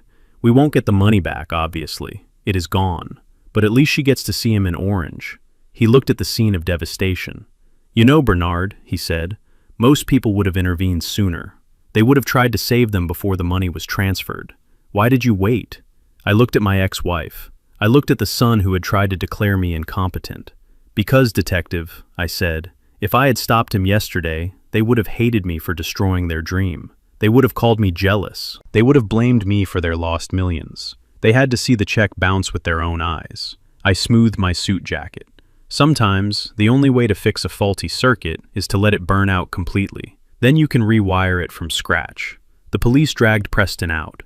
He was weeping now, begging Camilla to call his lawyer, begging Jamal to post bail. But no one moved. No one spoke. The wedding was over. The marriage was a lie. The fortune was a myth. And I, the failure, the man of the past, was the only one standing tall in the ruins. The arrival of the police was not like in the movies. There were no sirens wailing in the distance, giving the criminal time to find a back exit or formulate a plan. It was sudden, overwhelming, and absolute. One moment, the ballroom was a chaotic sea of confused guests and a fleeing groom. The next, it was a tactical operation. 4 uniformed officers and 2 plainclothes detectives moved through the main doors with the kind of kinetic energy that sucks the air out of a room. They didn't run, but they moved with a heavy, synchronized purpose that made the floorboards vibrate. I stood by the head table, my hand resting near the ruined wedding cake, watching the demolition crew arrive. In my line of work, when a building is structurally unsound, you call in the experts to bring it down safely. These officers were the demolition experts, and Preston Sterling was the condemned building. Preston saw them coming. He was trapped against the locked service doors, his chest heaving, sweat soaking through the white tuxedo jacket that he had probably charged to a stolen credit card. For a split second, I saw him calculate his odds. He looked at the kitchen entrance, then at the wall of blue uniforms closing in. He looked like a rat, realizing the maze has no cheese, only traps. "Get on the ground," the lead officer shouted. His voice was a weapon, sharp and commanding, cutting through the murmurs of the crowd. Preston didn't get on the ground. He raised his hands, putting on that slick salesman smile one last time. It was a reflex, a muscle memory. He thought he could negotiate with gravity. "Officers," he stammered, his voice cracking. "There is a misunderstanding here. I am Preston Sterling. I am a venture capitalist. I can make a call. I know the mayor." The officer didn't care about the mayor. He closed the distance in 2 strides, grabbed Preston's arm, and spun him around. With a practiced motion, he kicked Preston's legs apart and slammed him face first against the wall. "You are under arrest for wire fraud, identity theft, and grand larceny," the officer recited, the words dull and routine. "My arm! Watch the suit!" Preston shrieked, his dignity evaporating instantly. "This is Italian silk. Do you know how much this costs?" The metallic click of handcuffs ratcheting shut was the only answer he got. It was a final, mechanical sound. Click. Click. The circuit was broken. The energy was cut. As they hauled him up, turning him to face the room he had tried to conquer, the reality finally hit Camilla. Up until that moment, my ex-wife had been in a state of shock, a statue of denial sitting in a pile of cake and broken glass. But seeing the man she had worshipped, the man she had left me for, in handcuffs, it shattered her. But she didn't cry out for him. She didn't scream his name in anguish or worry about his safety. She screamed for the only thing she truly loved. My money! She scrambled up from her chair, slipping on the frosting, her ruined dress tangling around her legs. She looked wild, her hair coming loose from its intricate style, mascara streaking down her face like war paint. She didn't run to Preston to hug him. She ran to him to claw his eyes out. "You bastard!" she shrieked, her voice tearing at her throat. $2 million! You have $2 million of mine!" She tried to lunge at him, but a female officer stepped in her path, holding her back gently but firmly. "Ma'am, step back," the officer said. "He has my house," Camilla screamed, pointing a trembling finger at Preston. "The deed, the equity. I gave him everything this morning. He said he was putting it in a trust. He said we were buying the resort." Preston, with his hands cuffed behind his back, looked at her. The charm was gone. The love was gone. All that was left was the sneer of a predator who had finished his meal. "It is gone, Camilla," Preston spat out. "It is in the Caymans. You wanted a high roller? You paid the entry fee." "You thief!" Camilla wailed, collapsing to her knees in the middle of the dance floor. "That was my retirement. That was my life. Bernard!" She looked around frantically, her eyes finding me in the crowd. For the first time in years, she looked at me not with contempt, but with desperate need. "Bernard, tell them. Tell them to get my money back. You know how to fix things. Fix this." I looked at her. I looked at the woman who had mocked my pension, who had called my savings small time, who had thrown a bus pass at me in a parking lot. I felt a deep, heavy sadness, but no urge to move. You cannot fix a house that is burned to the ground. You can only sweep up the ash. I can't fix this, Camilla, I said softly, though I knew she couldn't hear me over her own screaming. You didn't break a circuit. You sold the copper wiring. But while Camilla was mourning her bank account, Jamal was mourning his ego. My son had been standing frozen near the podium, watching the arrest with a look of total incomprehension. To him, Preston wasn't just a stepfather. Preston was the validation of every lazy, greedy impulse Jamal had ever had. Preston was proof that you didn't need to work hard to be rich. If Preston was a fraud, then Jamal was a fool. And Jamal would rather die than admit he was a fool. "Stop!" Jamal shouted. He ran down the steps of the stage, placing himself between the police and Preston. He held his arms out, blocking their path. He looked ridiculous, a boy in a tuxedo trying to stop a freight train. "You are making a mistake," Jamal yelled at the officers. "This man is a billionaire. He owns Sterling Capital. He is about to launch a cryptocurrency that will change the world." "Jamal, shut up," Preston hissed, trying to pull away from the officers. "No!" Jamal continued, his voice rising in pitch. "I saw the charts. I saw the lithium mines on his laptop. This is a conspiracy. You are trying to sabotage him because he is disrupting the banking industry." The lead officer stopped. He looked at Jamal with a mixture of annoyance and pity. He was a big man, tired, likely working a double shift. He didn't have time for delusions. "Son, move out of the way," the officer said calmly. "I won't," Jamal screamed. He grabbed Preston's arm, trying to pull him away from the police. "Let him go. He has a meeting in Tokyo. He is my business partner." The officer's patience snapped. He didn't unholster a weapon. He didn't shout. He simply extended one arm and shoved Jamal. It wasn't a violent shove, but it was decisive. Jamal stumbled back, tripping over his own expensive shoes, and fell hard onto his backside. He landed right next to his mother. "Stay down," the officer barked, pointing a finger at Jamal's face. "Unless you want to join him. We have a warrant for Peter Stalinsky, and if you keep obstructing justice, we will add you to the booking sheet as an accomplice. Do you want to go to jail for aiding and abetting a known felon?" Jamal blinked, staring up at the officer. The word accomplice hung in the air. But I am the vice president," Jamal whispered, his voice trembling. "You are the vice president of nothing," the officer said harshly. "There is no company. There is no mine. There is just a laptop full of Photoshop and a list of victims. Now sit there and shut up before I cuff you too." Jamal looked at Preston. He looked for the confident billionaire who had promised him the world. Preston wouldn't meet his eyes. He was staring at the floor, muttering about bail money. Jamal looked at the guests. 500 people were staring at him. They weren't looking at him with envy anymore. They were looking at him with disgust. They were whispering. "That is the son," they said. "He was in on it. He gave the speech." The illusion cracked. I watched it happen. I watched the light go out of my son's eyes as the fantasy structure he had built his identity on collapsed under the weight of reality. He wasn't a tycoon. He was a dupe. He was a 35-year-old man sitting on the floor of a ballroom, defending a man who had stolen his mother's future. The police began to march Preston toward the exit. The crowd parted, holding up their phones, recording every second of the walk of shame. Flashbulbs popped like strobes. Preston tried to keep his head up, but the weight of the handcuffs dragged his shoulders down. As he passed me, he stopped for a fraction of a second. "Bernard," he whispered. "The water bet. It was a sure thing. Keep walking, pal," the officer said, shoving him forward. I watched them go. I watched the flashing blue lights of the cruisers outside reflect against the glass doors. In the center of the room, my family remained. Camilla was rocking back and forth, clutching a piece of the tablecloth, muttering numbers. 2 million. 2 million. Jamal was staring at his hands, as if he had blood on them. Tiffany, who had been hiding near the chocolate fountain, finally stepped forward. She looked at Jamal on the floor. She didn't offer him a hand. She didn't ask if he was okay. She took off her ring, the ring Jamal had bought on credit, and dropped it into his lap. "You idiot," she hissed. "You told me he was real. You told me I was going to be rich."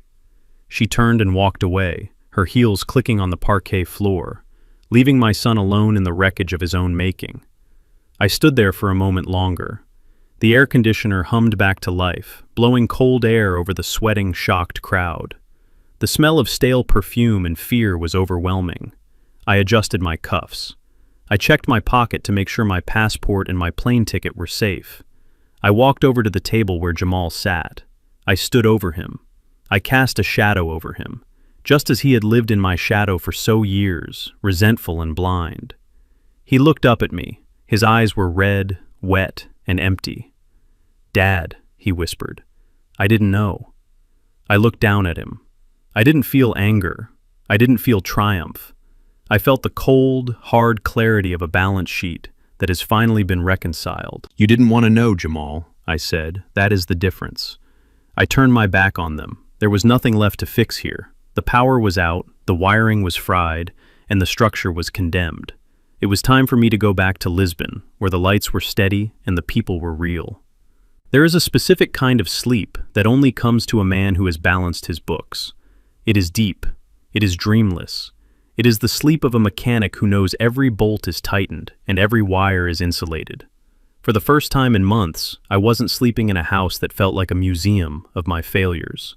I was sleeping in a hotel bed with crisp linens, paid for with money that was entirely my own, in a city where the truth had finally been spoken. The digital clock on the nightstand read 2:14 in the morning when the phone rang. It wasn't a soft chime. In the dead silence of the luxury suite, it sounded like a fire alarm. I didn't jump. I didn't panic. I rolled over slowly, my joints cracking slightly in the cool air conditioning. I reached out a hand that has calluses from 40 years of pulling cable and fumbled for the device. The screen was bright, blindingly so in the darkness. The name flashing on the display was one I had considered blocking a dozen times. Camilla. I stared at it. The phone vibrated against the wood of the nightstand, a persistent, angry buzz. Part of me, the part that was still the young man who met her at a church picnic in 1970, wanted to ignore it. I wanted to turn it over and go back to that peaceful, paid-for sleep. But the engineer in me is trained to investigate alarms. You don't ignore a warning light just because you don't like what it's telling you. I swiped the green button. I didn't say hello. I just brought the phone to my ear and waited. For the first 10 seconds, there were no words, just sound. The sound of wind whipping against a microphone, the sound of distant sirens, and the sound of breathing so jagged and wet it sounded like a lung puncture. Bernard? Her voice was a ghost of the voice that had screamed at me in the restaurant. It was small. It was broken. It was the voice of a child who has dropped an ice cream cone in the dirt. "Bernard, are you there? Please, God, tell me you are there." I sat up, swinging my legs over the side of the bed. I placed my feet on the carpet. I reached for the bottle of water on the nightstand. "I am here, Camilla," I said. My voice was gravel, rough from sleep, but steady. "Oh, thank God. Thank God. Bernard, you have to help me. You have to come get me." I took a sip of water. "Where are you?" I am on the curb, outside the resort. They kicked us out, Bernard. They physically kicked us out. After the police took Preston away, the manager told us we had 30 minutes to vacate the premises. 30 minutes! I couldn't even pack everything. I left my shoes. I left my makeup bag. She paused to sob, a loud, ugly sound that distorted the connection. And then they put a seal on the door. A red sticker, Bernard. They said the room was a crime scene because Preston had stored documents there. I have nowhere to go. I tried to use my card for a taxi, but it was declined. They froze everything. The bank froze everything because of the investigation. I listened. I looked out the window at the Chicago skyline. The lights were still twinkling, indifferent to the tragedy of Mrs. Camilla King Sterling. "And Jamal?" I asked.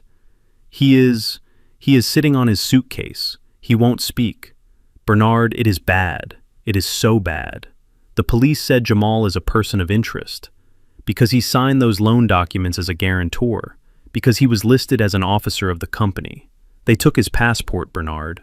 They took his passport right there in the lobby. She began to cry harder now, the panic rising in her throat. "They are going to arrest our son, Bernard. They said he is liable for the catering bill. They said he is liable for the yacht. He doesn't have that kind of money. He is going to prison. You can't let that happen. He is your blood. He is your only son." I closed my eyes. I remembered Jamal standing on the stage, calling Preston his real father. I remembered Jamal trying to bully me into signing over the trust fund. I remembered Jamal telling me I was mediocre. "He is an adult, Camilla," I said. "He wanted to be a businessman. This is business." "No, don't be cruel. Not now. This isn't the time for a lesson." She took a ragged breath. I could hear the wind howling on her end. It must have been 40 degrees out there. She was probably still wearing that ridiculous, ruined wedding dress. "Bernard, listen to me. I made a mistake, okay? I admit it. I was foolish. I got swept up. But I am still your wife. In the eyes of God, I am still your wife. That ceremony, it was fake. The man was a fraud. That means we are still us. We are still Bernard and Camilla." I gripped the phone tighter. The audacity was breathtaking. It was a structural failure of morality so complete, I almost admired it. "We are not us, Camilla," I said. "We haven't been us for a long time. But we have history. 40 years, Bernard. You can't just throw that away because of one bad year. I know you. I know your heart. You are a protector. You fix things. That is what you do. You fix things when they break. I am broken, Bernard. Your family is broken. Please. I know you have the money now. I heard what you said in the ballroom. $8 million. That is a lot of money. It is more than enough to fix this." She lowered her voice, trying to find that intimate frequency she used to use when she wanted me to buy her a new car or pay for a vacation we couldn't afford. "You can pay off the hotel. You can hire a lawyer for Jamal. You can get me a suite. We can sit down and talk. We can start over. I will sign whatever you want. I will go to Portugal with you. I always wanted to see Europe." I let her talk. I let the silence stretch out. I looked at the clock. It was now 2:20. She had been talking for 6 minutes. She was bargaining. She was offering me her presence as if it were a prize. She thought that I was still the man who sought her approval, the man who felt lucky just to be allowed in her orbit. She thought my dignity had a price tag, and that tag was $8 million.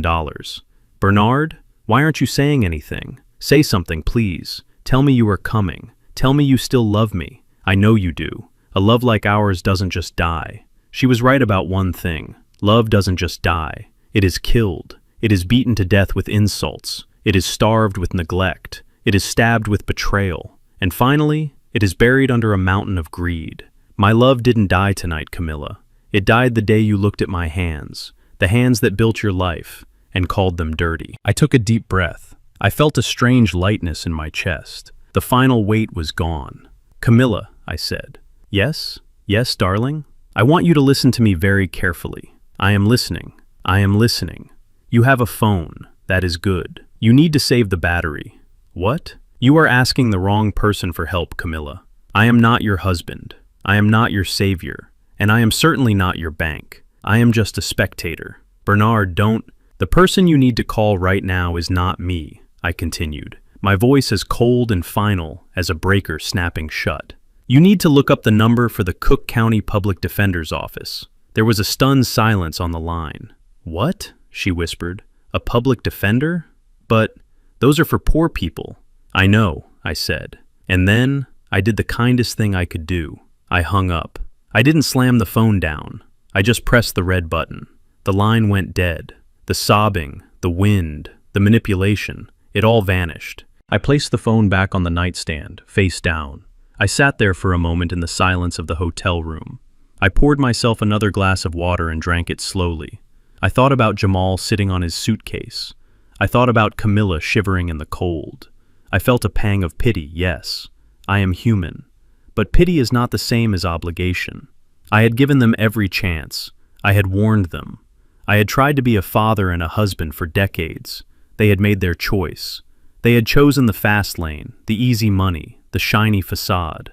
Now they were learning that when you build a house on sand, you don't get to call the carpenter when the tide comes in. I lay back down. I pulled the duvet up to my chin. The sheets were cool and soft. I closed my eyes. Tomorrow, I would fly back to Lisbon. I would buy fresh bread. I would sit by the river, and I would never, ever answer that phone again. I fell asleep within minutes. The morning sun streaming through the glass atrium of the hotel lobby was bright, unforgiving, and exactly what I needed. I had checked out of my suite 10 minutes early. My bill was settled in full. My luggage was packed with the military precision of a man who has lived out of a toolbox for half a century. I was wearing a comfortable travel sweater and reading glasses, looking every bit the retired grandfather I was supposed to be. I felt light. I felt unburdened. The toxicity of the previous night had been washed away by a hot shower and 8 hours of sleep. I rolled my suitcase toward the revolving doors, ready to catch the shuttle to O'Hare. I was already mentally back in Lisbon, tasting the salt air and the grilled fish. But as I rounded the large potted palm near the concierge desk, my path was blocked. It wasn't a physical barricade, but it might as well have been. Standing there, looking like survivors of a shipwreck, were Tiffany and Jamal. They looked nothing like the arrogant power couple who had sneered at my suit 24 hours ago. Jamal was wearing the same tuxedo trousers from the wedding, but his shirt was unbuttoned, stained with something dark that looked like red wine, and he wasn't wearing shoes. He was wearing hotel slippers. Tiffany, the Instagram model who wouldn't be caught dead without a filter, looked ragged. Her hair was pulled back in a messy bun. Her face was scrubbed clean of makeup, revealing dark circles under her eyes. And she was wearing a frantic, desperate expression that I had seen before.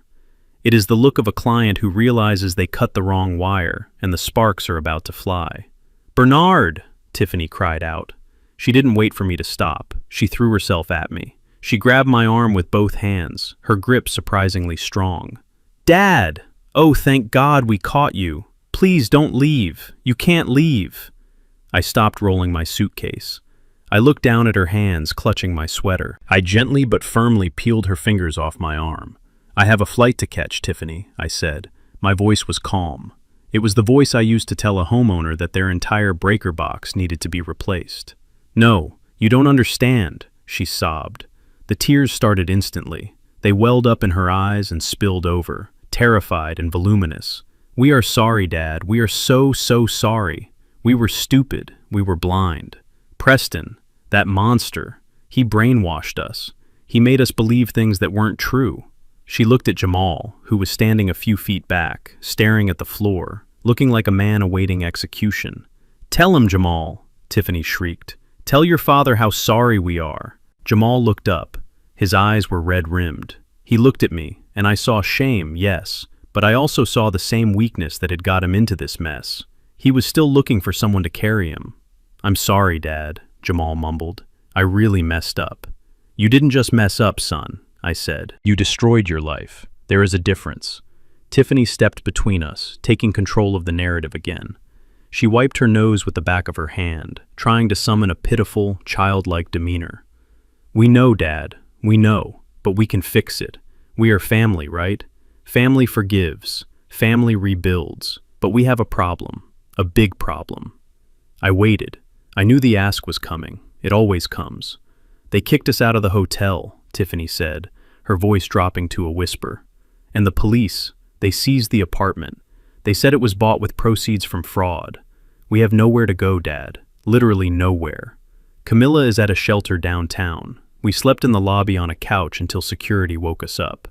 I looked at my watch. "I have 30 minutes before the shuttle. What is your point?" Tiffany took a deep breath. She placed a hand on her stomach. It was a theatrical gesture, one I had seen in bad movies. "I wasn't going to tell you like this," she said, looking up at me through her lashes. "But I'm pregnant." I didn't blink. I didn't gasp. I looked at her stomach, which was as flat as a board. "Pregnant?" I repeated. "Yes," she nodded vigorously. 6 weeks. We found out just before the wedding. That is why we were so desperate, Dad.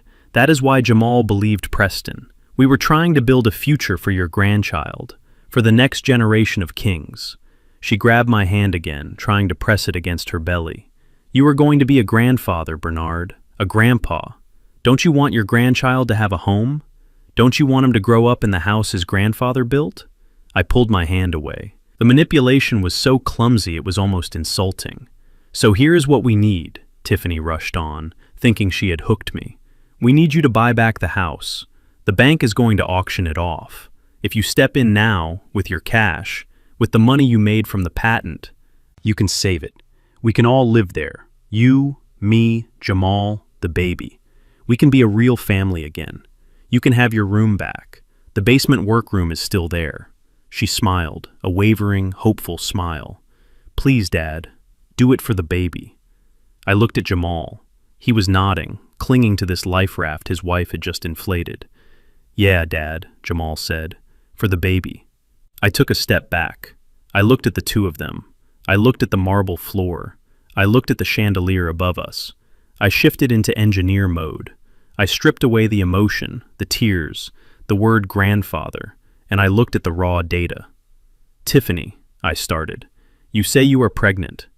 Yes. And you say you are 6 weeks along. Yes. Interesting, I said. Because at the rehearsal dinner 2 nights ago, I watched you drink 4 glasses of champagne. And on the yacht, you were doing shots of tequila with the bridesmaids. Now, either you are the most irresponsible mother in history, or you are lying to an old man to get access to his wallet. Tiffany's face went pale. Her mouth opened and closed, but no sound came out. But let's assume, for the sake of argument, that you are telling the truth, I continued, my voice hardening. Let's assume there is a child. You want me to buy the house back? Yes, she whispered. Let's look at the numbers, I said. I raised my hand and began counting off on my fingers. The house was appraised at $700,000. Camilla pulled out $600,000 in a high-interest equity line. That money is gone, stolen. If I buy the house back, I am not buying an asset. I am buying a debt. I would have to pay off the bank's lien just to take title. I took a step closer to them.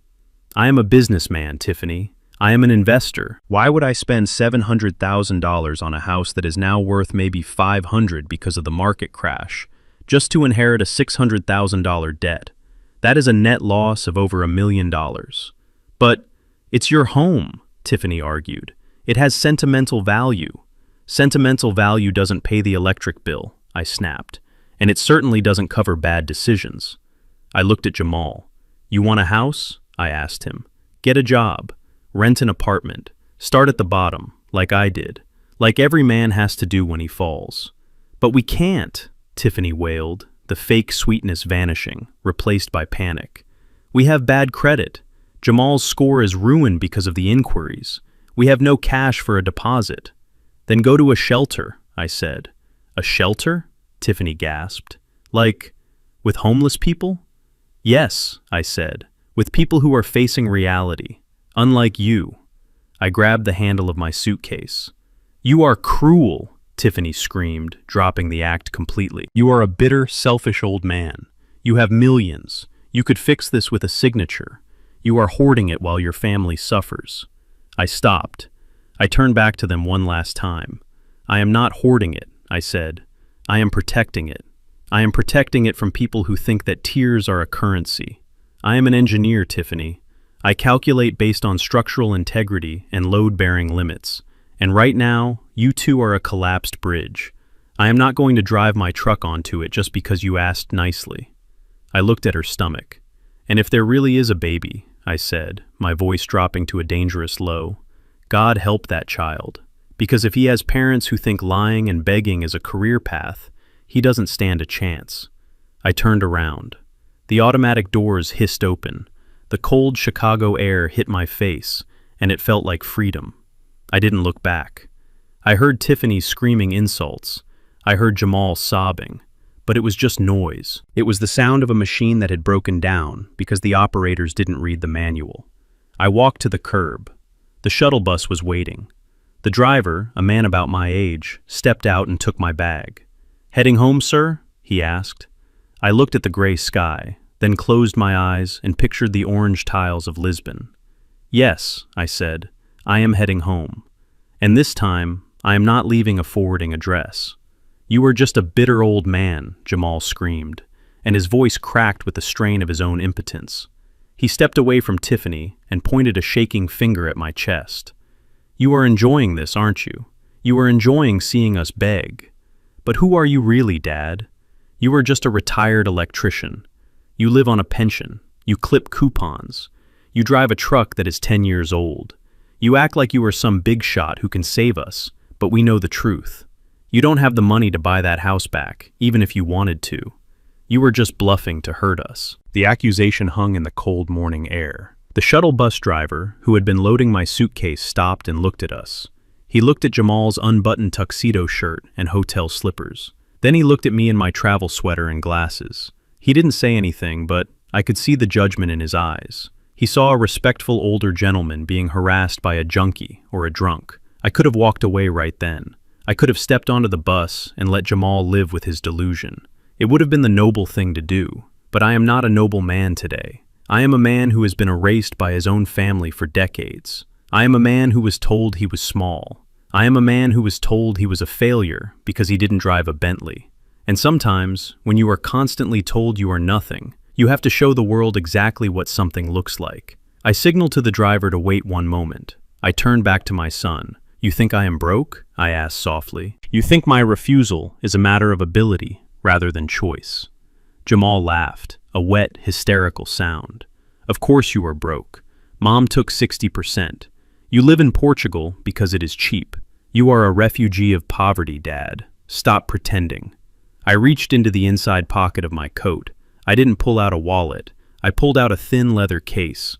From it, I extracted a business card. It wasn't my card. It was a heavy cream-colored card with embossed black lettering. I held it out. Jamal didn't want to take it, but his curiosity was a reflex he couldn't control. He snatched it from my hand. "Read it," I said. "Read the name of the company." Jamal squinted at the card. "Deal and Schmidt Energy Solutions," he read. "Munich, Germany." "So what? You know a German guy. Congratulations." "Turn it over," I said. He flipped the card.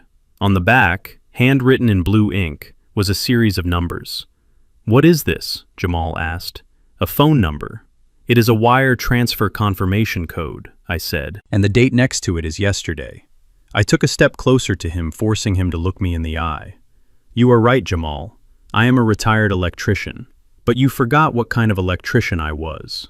I didn't just screw in light bulbs. I designed systems. And 10 years ago, I patented a smart circuit interrupter that prevents catastrophic surges in industrial power grids. For a long time, nobody wanted it. It was too advanced, too expensive. I paused, letting the words sink in. But the world caught up. Green energy grids need smart protection. Deal and Schmidt have been courting me for 6 months. We have been negotiating the terms while I sat on my terrace in Lisbon. And yesterday, while you were giving a toast to a con artist and your mother was marrying a felon, I was on a video call with their board of directors. Tiffany had stopped crying. She was staring at me, her mouth slightly open. The gears in her head were turning, shifting from manipulation to calculation. "What does that mean?" she whispered. "It means I sold the patent rights," I said. "I sold the exclusivity for the North American and European markets." "For how much?" Jamal asked. His voice was barely a whisper. He looked at the card again, as if the numbers would appear there. I looked at the shuttle bus. The engine was idling, a deep rumble that felt like power. "The final closing price was $8 million, I said. The silence that followed was different from the silence in the ballroom. The ballroom silence was shock. This silence was death. It was the sound of a universe collapsing. "8?" Jamal repeated. "Million. Cash," I clarified. "Up front. No stock options, no crypto coins, no future promises. $8 million deposited into my account in Zurich yesterday afternoon. And here is the best part," I continued, allowing a small, cold smile to touch my lips. "The divorce was finalized 6 months ago. The asset division is closed. Your mother's lawyers were very thorough. They took the house. They took the cash on hand. But they didn't think to ask about intellectual property that hadn't been monetized yet." I leaned in close to Jamal.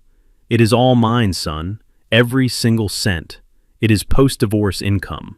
Camilla gets 0. You get 0. A sound came from behind them, a soft thud. We all turned. Camilla was standing there. She must have come out of the hotel revolving doors just as I started speaking. She was wearing a gray tracksuit that I recognized as part of the hotel's Lost and Found collection. She looked 10 years older than she had yesterday. Her face was gray. Her eyes were hollow. She had heard. She had heard the number. 8 million, she whispered. She looked at me. She looked at the man she had thrown away. She looked at the man she had traded for a lie. "Bernard," she said. Her voice was a mixture of prayer and horror. 8 million. And then her eyes rolled back in her head. She didn't crumble gracefully like in the movies. She dropped like a stone. She hit the hard marble floor of the hotel entryway with a sickening slap. Mom Jamal screamed. He and Tiffany rushed to her. They knelt beside her, patting her cheeks, trying to wake her up. "Mom, wake up!" Tiffany yelled. Then she looked up at me. Her eyes were wide with a new kind of panic, the panic of someone who realizes they just burned the only bridge that led to paradise. "Dad, help us!" Tiffany screamed. "She is having a heart attack. You have to pay for the ambulance. We don't have insurance." I looked at my ex-wife lying on the floor. I looked at the woman who had demanded a lifestyle she couldn't afford and who had paid the ultimate price for it. I looked at my son and his wife, who were now looking at me, not as a father, but as a walking ATM machine worth $8 million. I didn't feel triumph. I didn't feel joy. I just felt a profound sense of validation. The math had finally worked out. The ledger was balanced. I turned to the bus driver. "I am ready to go now," I said. "But sir," the driver said, pointing to the scene on the floor. "Don't you want to?" I put my hand on his shoulder. "That is not my family," I said. "That is a cautionary tale." I stepped onto the bus. The doors hissed shut, sealing me inside the warm, quiet cabin. I walked to a seat by the window. As the bus pulled away from the curb, I looked down one last time. I saw hotel security running out to help Camilla. I saw Jamal sitting on the floor, holding his head in his hands, rocking back and forth. I saw Tiffany running after the bus for a few steps, screaming something that I couldn't hear through the glass, before she gave up and collapsed on the sidewalk. I settled back into the seat,